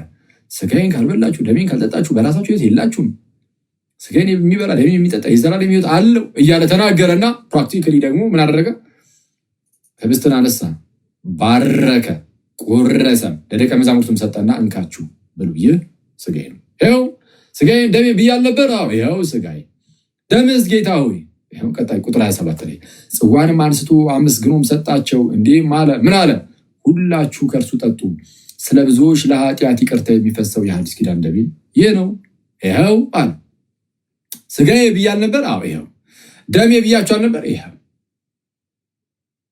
ከዚህ በኋላ አንደኛ ቆሮንቶስ ምዕራፍ 10 ላይ አንደኛ ቆሮንቶስ ምዕራፍ 11 ላይ የጌታ ሥጋና ደም የጌታ ሥጋና ደም ሲባል እንዳለ የሚጠቀሰው ስለ ቅዱስ ቁርባን ሌላ አይደለም። ሰዎች የራሳቸውን ትምህርት ፈልስፈው ሲጀምሩ ከጌታ ትምህርት ለመጣላት ሲጀምሩ እንዴት እንደሚያደርጉ ታውቃላችሁ? ይህ ቃሉን ዝም ብሎ አንቀበል ወደዛ አድርጉልን ቆርጣችሁ አውጡልን አይደለም የሚሉት። አንጣው ቃሉን ችግር የለውም ነው የሚለን። ቃሉን አንጣው እኔ ጠመዝዘዋለሁ። የጳውሎስን ቃል ተው ቆርጠ ምን አስጣለ አንጣው እኔ አመቻምቻለሁ ችግር የለውም እኔ ጠምዝዝ አድርጌ ተረጉማለሁ ነው የሚሉት። የኢየሱስን ቃል ከቆረጥከውማ በቃ ይነቃብናል ቆርጠን ከጣልነው። ስለዚህ እኔ ጠምዝዝ አድርጓል። ሰይጣን እንደዚህ የሚለው ሰይጣን የሚያደርገው ምንድነው? መጽሐፍ ቅዱሱን ዝም ብለህ ቁጭ አድርገው ሂድ አይደለም። መጽሐፍ ቅዱሱን አንሳውና እኔ አስጠመዝዛለሁ ነው የሚለው። ሰዎች እንደዛ ነው የሚያደርጉት። ስለዛ ቅዱስ ጴጥሮስ ምን አለ ለእንደነዚህ አይነት ሰዎች በሁለተኛ መልእክቱ ምዕራፍ 3 ቁጥር 15 ላይ የጌታችን ትዕግስት መዳናችሁ እንደሆነ ቁጠሩ ይልና እንዲህም የተወደደው ወንድማችን ጳውሎስ ደግሞ እንደተሰጠው ጥበብ መጠን ጻፈላችሁ። የተወደደው ወንድማችን ጳውሎስ እንደተሰጠው ጥበብ መጠን ጻፈላችሁ። ታዲያስ በመልእክቱም ሁሉ ደግሞ እንደነገረ ስለዚህ ነገር ተናገረ። ጳውሎስ ጽፎላችኋል መልእክትን አለ። አሁን ጴጥሮስ ራሱ ያውቃል ጳውሎስ ይጽፍ እንደነበረ። ይህ በጣም ደስ የሚለው ነገራቸው ላይ ትልቅ ምስክርነት ነው። ጳውሎስ ይጽፍ እንደነበረ ጴጥሮስ ራሱ ያውቃል። ጳውሎስ አንተ በጌታ ስም ጳውሎስ በጣም የሚያስገርም እንዴ! የአገልግሎት አይነት ሰው ነው ጳውሎስ። ይሄዳል፣ ቤተክርስቲያን ምትክር ካለበት ይተክላል፣ የሆነ ቦታ ላይ ያስተምራል፣ ደግሞ አያርፍም። ይሄዳል፣ ወደ ሌላ ቦታ ይሄዳል። እዛ ሲሄድ እዚህ ጋር የሆነ ችግር ሲፈጠር ሲሰማ ደግሞ እዛው ይጽፈዋል፣ ደግሞ ይልካል። በጌታ ስም ጳውሎስ የሚገርም ነው እና በጣም ይጽፍ እንደነበረ ስለሚታወቅ ቅዱስ ጴጥሮስ ምን አለ? እንዲህም የተወደደው ወንድማችን ጳውሎስ የምርም የተወደደ ወንድማችን ጳውሎስ አለ። የምርም የተወደደ ጳውሎስ የተወደደ ወንድማችን ጳውሎስ ደግሞ እንደተሰጠው ጥበብ መጠን ጻፈላችሁ፣ በመልእክቱም ሁሉ ደግሞ እንደነገረ ስለዚህ ነገር ተናገረ ይልና በእነዚያ ዘንድ ለማስተዋል የሚያስቸግር ነገር አለ። ልክ የዛው ጳውሎስ ጽፏል፣ ግን በእነዚያ ዘንድ ለማስተዋል የሚያስቸግር ነገር አለ። ስለዚህ ያልተማሩትና የማይጸኑትም ሰዎች ሌሎችን መጽሐፍት እንደሚያጣምሙ እነዚህንም ደግሞ ለገዛ ጥፋታቸው ያጣምማሉ። የጳውሎስ መልእክት ወደዛ አድርግ አይደለም፣ ሳብ ያደረግና አንብቦ ያጣምምላል። በጣም ነው የሚያሳዝነው። ስለዛ ምን አለ ማነው ቅዱስ ጴጥሮስ ስለ እንደዚህ አይነት ሰዎች ሲያወራ እንግዲህ እናንተ ወዳጆች ሆይ ይህን አስቀድማችሁ ስለምታውቁ ለእናንተ ነው የሚናገሩ። እሺ ጴጥሮስ ጋይስ ይህን አስቀድማችሁ ስለምታውቁ በአመፀኞቹ ስህተት ተስባችሁ ከራሳችሁ ጽናት እንዳትወድቁ ተጠንቀቁ። ነገር ግን በጌታችንና በመድኃኒታችን በኢየሱስ ክርስቶስ ጸጋና እውቀት እደጉ፣ ለእርሱም አሁንም እስከ ዘላለም ቀን ድረስ ክብር ይሁን አሜን ይላል። ጥንቃቄ። ጌታ ኢየሱስ ቀጥታ ስጋዬን ይበላ ደሜን ይጠጣ የዘላለም ሕይወት አለው ሲል ችግር የለውም ይበላ አንጣው። እኔ በሌላ መልኩ ተረጉማለሁ። ምንም አባቶቻችን በዚሁ ነው የተረጉሙ በቅዱስ ቁርባን። ቅዱስ ዮሐንስ አፈወርቅ ምን ይላል? ይህንን ክፍል ሲያብራራ ዮሐንስ ወንጌል ምዕራፍ 6 በሉ እንግዲህ ይላል እንነሳና ወደ ቅዱስ ጠረጴዛ ወይም ወደ ቅዱስ ቁርባን እንቅረብ ዘንድ ለሰይጣንም እንደሚያጋሳ አንበሳ የምናስፈራ ሆነን እንመለስ ይላል። ሆምሊስ ኦን ዘ ጎስፔል ኦፍ ሴንት ጆን ላይ የቅዱስ ዮሐንስ ወንጌልን በተረጎመበት ስብከቱ ላይ ቅዱስ ዮሐንስ አፈወርቅ ምን አለ? እንግዲህ ወደ ቅዱስ ቁርባን እንቅረብ ለሰይጣንም እንደሚያጋሳ አንበሳ አስፈሪ ሆነን እንመለስ። እንዴት ነው? አንበሳ ሲያጋሳ በጣም ያስፈራ የለ? ያ የሚያስፈራውን አንበሳ ጭራሽ እሳት ሲያጋሳ ደግሞ አስቡት። ለሰይጣን ልክ እንደዛ የምናስፈራ ሆነን የምንመለሰው ሄደን ቅዱስ ቁርባን ተቀብለን ስንመለስ ነው። ጌታችን ኢየሱስ በእኛ ይኖራል። ጋይስ ሰይጣንን ድባቅ የመታ የቀጠቀጠው ክርስቶስ በእኛ ኑሮ ለሰይጣን ክው የምናደርግ ሆነን የምንመለሰው። ከዚህ ቀደም እንዳልኳችሁም ሰው ሲያያችሁ ኖርማል ሰው ናችሁ በቃ ምናምን ነገር ያው ሰው ናችሁ። ኦፍኮርስ ያው ሰውነታችሁ ወዴትም አይሄድም። ግን በመንፈሳዊ እይታ ግን ሰይጣን እናንተን የሚያያችሁ እሳት እንደሚያጋሳ አንበሳ ሆናችሁን የምትታዩት። የሆነ 3-4 ሆናችሁ ጓደኛ ማቾች ሄዳችሁ ቆርባችሁ ስትመጡ ምናምን 3-4 ሆናችሁ ጓደኛ ማቾች ሄዳችሁ የሆነ ነገር ልታደርጉ ትችላላችሁ። አንዳንድ ጊዜ ዝም ብላችሁ በዓለም ውስጥ ማለት ነው ፈታ ለማለት ለመዝናናት የሆነ ነገር አድርጋችሁ ትመጣላችሁ። አሁን ደግሞ ተቀጣጠሩና ቅዱስ ቁርባን ተቀበላችሁ ለመውጣት ሞክሯ። ዋይናት የማይሆንበት ምክንያት አለ የለም። ሄዳችሁ ቅዱስ ቁርባን ተቀበላችሁ 3-4 ምናምን ሆናችሁ ልክ ስትወጡ 3-4 እሳት የሚያጋሱ አንበሶች ነው ለሰይጣን የሚታዩት እና ለሰይጣን አስፈሪ አስደንጋጭ ሆነን የምንወጣበት ቅዱስ ዮሐንስ አፈወርቅ ይህን ነገር የተረጎመው ይህን ዮሐንስ ወንጌል ምዕራፍ 6 ሲተረጉም ነው። የኛ አዳዲስ መናፍስት አለ ማርቲን ሉተር ይመጡና እሺ በቃ ይሄ አይደለም ስለ ጌታ እራት አይደለም ይላል። በቃ ጠምዝዘው የጌታችንን የጳውሎስን ንግግር ሙሉ በሙሉ ክርስትናን ትተውታል። በጣም በርካታ ሰዎች ክርስትናን ትተውታል በጣም በአደገኛ ሁኔታ እና ክርስትና ያለ ቤተ ክርስቲያን የለም። እሺ አንዳንድ ሰዎች ያው ከኢየሱስ ውጪ ቢሆኑ ክርስቲያን ናቸው የሚል አንዳንድ ሰው አለ። አይደለም። ቅዱስ አትናቴዎስ እንደዛ አይደለም ያለው። ቅዱስ አትናቴዎስ አጌንስት ዲያሪያንስ በተሰኘ መጽሐፉ ላይ ለአርዮሳውያን መልስ በመሰጠው መጽሐፉ ላይ እንደነገረን ቅዱስ አትናቴዎስ ከቤተ ክርስቲያን የወጡ ሰዎች የሆነ መናፍቅ ይዟቸው የሚወጣው ወይም ሐሰተኛ መምህር በዛ ሰውዬ ስም ነው እየተጠሩ የሚኖሩት። እዛው በቤተክርስቲያን ውስጥ የሚቀሩት ግን እነሱ የጌታን ስም ይዘው ክርስቶሳውያን ተብሎ ይቀጥላሉ። ክርስቲያን ተብሎ ይቀጥላል። እንደዛ ነው የሚለን። ብዙ መናፍቃንን እያነሳ ሳይቶናል አትናቴዎስ። ቫለንቲኑስ ተነሳ፣ የምንፍቅና ትምህርት ሐሰተኛ ትምህርት አስተማረ እና ቤርሳን አወገዘችው። ቫለንቲኑስ ልክ ሲወጣ ይላል አትናቴዎስ ከእሱ ጋር አብረው የወጡት እነሱ ቫለንቲኒያንስ ተብሎ ይጠራሉ እንጂ ክርስቶሳውያን ተብሎ ሊጠሩ አይችሉም። ማርሲዮን ተነሳ ወይም መርቂያኖስ እና ሐሰተኛ ትምህርት አስተማረ፣ ቤተክርስቲያን አወገዘችው። ማርሲዮን ሲወጣ መርቂያኖስ ልክ ሲወጣ ከእርሱ ጋር አብረው የወጡ ሰዎች ማርሲዮናይትስ ይባላሉ። የጌታችንን ስም ለእኛ ጥሩ የሚመጡት። ለምሳሌ ሉተር ከኤርሳን ወጥቶ ከሆነ እሺ ሲወጣ ኤርሳን አወገዘችው ወጣ እንደማለት ነው። ሰው ከሉተር ጋር አብረው የወጡ ካሉ ሉተራን ተብለው ይጠራሉ። የጌታን ስም ለእኛ ይተዋሉ እንደማለት ነው። ልክ እንደዛ እንደማለት ነው። ከካልቪን ጋር የወጡ ካልቪኒስት፣ ከዚዌንግሊ ጋር የወጡ ዚዌንግሊያን በቃ ለራሳቸው በመምህራኖቻቸው ስም እየተጠሩ ይኖራሉ። የጌታችንን ስም ግን ይላል ቅዱስ አትናቴዎስ አርዮሳውያን እኛም ክርስቲያን ነን። ሰላም ለአንተ ይሁን ወንድማችን አቡ፣ እንዴት አለ? አንተን ምን ልበል? ማስታወቂያ ልስራላችሁ ትላለህ እግረ መንገዲን። ማስታወቂያ ለመስራት አይደለም ግን እስቲ እንዴት ነው ያያችሁት አላችሁ? እንዴት አሪፍ ነው ሊያው እንዴት ነው? እስቲ ሳላየው ምንም ሪያክት ማድረግ አልችልም። እንደዛ ካረኩኝ ጭፍንነት ስለሚሆንብኝ ዩቲዩብ ላይ ከፌሚኒስት እህቶቻችን ጋር ያው ስለ እህቶች ያለውን ነገር አብራርቷል ተብሏል። አዳላ እንዴ ለነሱ ጋይዝ አየምር አናልፈውም። ከአዳላ ራንሰማው እንዴ እንዴት ነበር ያያችሁት? ሰዎች ካላችሁ ተመቻችሁ? ኦኬ አላያችሁትም? አዳልቷል የሚል ሰው አለ። መሀል ላይ ግን ከድብና ኮንዴቱን ትመርጫለች ብሎ ጠይቋል ሲባል ሰምቻለሁ። ስለሱ በግል ተገናኝተን እናወራዋለን። ይህ በጣም አደገኛ ባይዚ እኔ ማልወደው እንደዚህ አይነት ነገሮችን ነው ማለት ፌሚኒስት እንግዲህ እህቶች ብቻ ነው ወንዶችን ፌሚኒስት ነን እያሉ ነው። ጥሩ ነው እንግዲህ እሱ የኛ ጉዳይ አይደለም። ግን ከወንድና ከድብ ማን ይበልጣል እና ይሄ ውጭ ላይ የሚባሉ ነገሮች ሁሉ እየኮረጁ ዝም ብሎ እያመጡ እዚህ ዝም ብሎ እኔ እንትን የሚል ሰው የሚያለቃቅሱ በቃ እሱ አይመቸኝም፣ አያስፈልግም። ምን አባባለ ከድብና ከወንድ የቱን ተመርጫለሽ?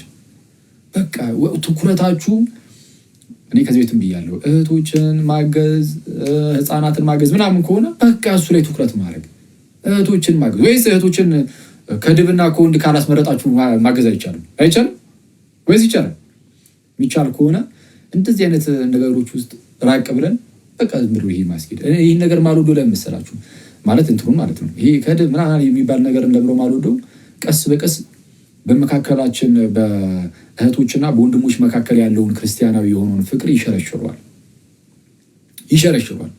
ባይ ዲፎልት እንዴ አንዲት እህት ከክርስቲያን ወንድሟ ይልቅ ድብን ነው የምመርጠው ብላ መናገር ጀመረች ማለት በመካከሏ ያለውን ክርስቶስን እያወጣችሁባት ነው ሳታስቡት። እንደዚህ የምታደርጉ ሰዎች ማለት ነው። ማንም ሊሆን ይችላል፣ ግን ሳታስቡት በእህቶችና በወንድሞች መካከል ያለውን ክርስቶስን ወደ ማውጣት ይካሄዳል። ስለዛ እንደዛ እንዳይሆን በጣም ጥንቃቄ ያስፈልጋል። ስለዛ ብትችሉ እህቶች ላይ ምናምን ከሆነ የምትሰሩት በቃ እህቶች ላይ ብቻ መስራት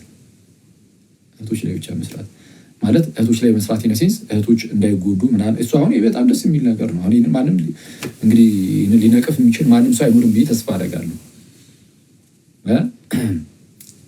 የምር አሁን ለምሳሌ እህቶችን ከጉዳት ምናምን የምታደግ ምናምን ነገር ቢደረግና ብናይ ማለት ነው እኔ በበኩሌ ጌታ ኢየሱስ በሚያውቀው በጣም ደስ የሚለኝ እነሱም አድርገውትም ቢሆን ግን እህቶችን ከክፉ ነገር ለምሳሌ ጠብቀው ቢያሳዩን ይሄ ከመደፈሩ ከምኑ ከግድያው ከምኑ እሰይ በጣም ደስ ይለናል። እኔ ደስተኛ መሆን ግን በእህቶችና በወንድሞች መካከል ያለውን ክርስቶስ ኢየሱስን የሚያወጣ የሚመስል ነገር ስናይ ግን እንደ ክርስቲያን ኖ እንላለን። ኖ በፍጹም። እንደዚህ አይነት ተቃውሞ የሚደርስባችሁ ከሆነ ደግሞ እናንተም ማለት ነው ፌሚኒስት እህቶችም ወንድሞችም ማለት ነው አሁን ይሄ እንደዚህ አታድርጉ፣ በመካከል ያለውን ክርስቶስን የሚያስወጣ ይመስላል። ይሄ ደግሞ ለክርስትናችን በጣም አደጋ ነው ስትባሉ ልክ ህልውናችሁ የተመሰረተው በሱ ላይ ይመስል ህልውናችሁ በሱ ላይ የተመሰረተ ይመስል ምንድነው የሙጭኝ ብሎ እሱን እንደዚህ አይነት ነገሮችን የሚያዝ ለምን አተውም? መተው በቃ አለቀ። እንደነዚህ ነገሮችን ትቶ እናንተ ዋናው ትኩረታችን እህቶችን ማገዝ ነው ምናምን ትሉ የለ በቃ እሱ ላይ ብቻ ትኩረት አድርጉ። ያኔ ሰውንም ቀልቢ ምንድነው የሰውንም ዘንድ ተገዛላችሁ እንጂ ዝም ብሎ እንዲህ ብርቅ እያሉ ብቻ በእህቶችና በወንድሞች መካከል ያለውን ፍቅር የሚሸረሽር የሚመስል ነገር እንደዛ ያደረጋችሁ አያስኬድም። ለማንኛውም ግን ቪዲዮ ዩቲዩብ ላይ አለ ተብሏል። ማነው ጆርዲ ምናምን ተባለት የእሷ ቪዲዮ ላይ ነው የተባለው፣ የእሷ ዩቲዩብ ላይ ነው የተባለው። እሺ ማስታወቂያ ሰራክሊ ለፌሚኒስት እህቶች እሺ በዛ ተሰሩት። ግን ማየት የፈለጋችሁ ሰዎች ያው አቡ ስለሆነ ያስተማረው ጥሩ ይሆናል ብዬ ተስፋ አድርጋለሁ። ስለ ሴት በመጽሐፍ ቅዱስ በሚለው ማለት ነው። እና እዩ ምናምን እናየዋለን። አይተነው ያቦካው ነገር ካለ እንመጣበታለን። እሱ ላይ ቪዲዮ ነው የምንሰራበት ጋይዝ አንምረውም። ያቦካው ነገር ካለ ከመጽሐፍ ቅዱሱ ትምህርት ፈንገጥ ብሉ ካዳላ ስቀልር ነው ያዳለም ፎርሹ። ግን ይሁት እስቲ ይሁት እኔ ማየዋለሁ። አሁን እንደውም እስቲ ሲወጣ ብዙም ካልደከመኝ እያየሁት ተኛለሁ ብያለሁ። ወይኔ አክሊ አልተከፈለኝም ለዚህ ማስታወቂያ ባይዚ በውስጥ ኑና ክፈሉኝ ጀምር ይገባል። ስቀልር ነው።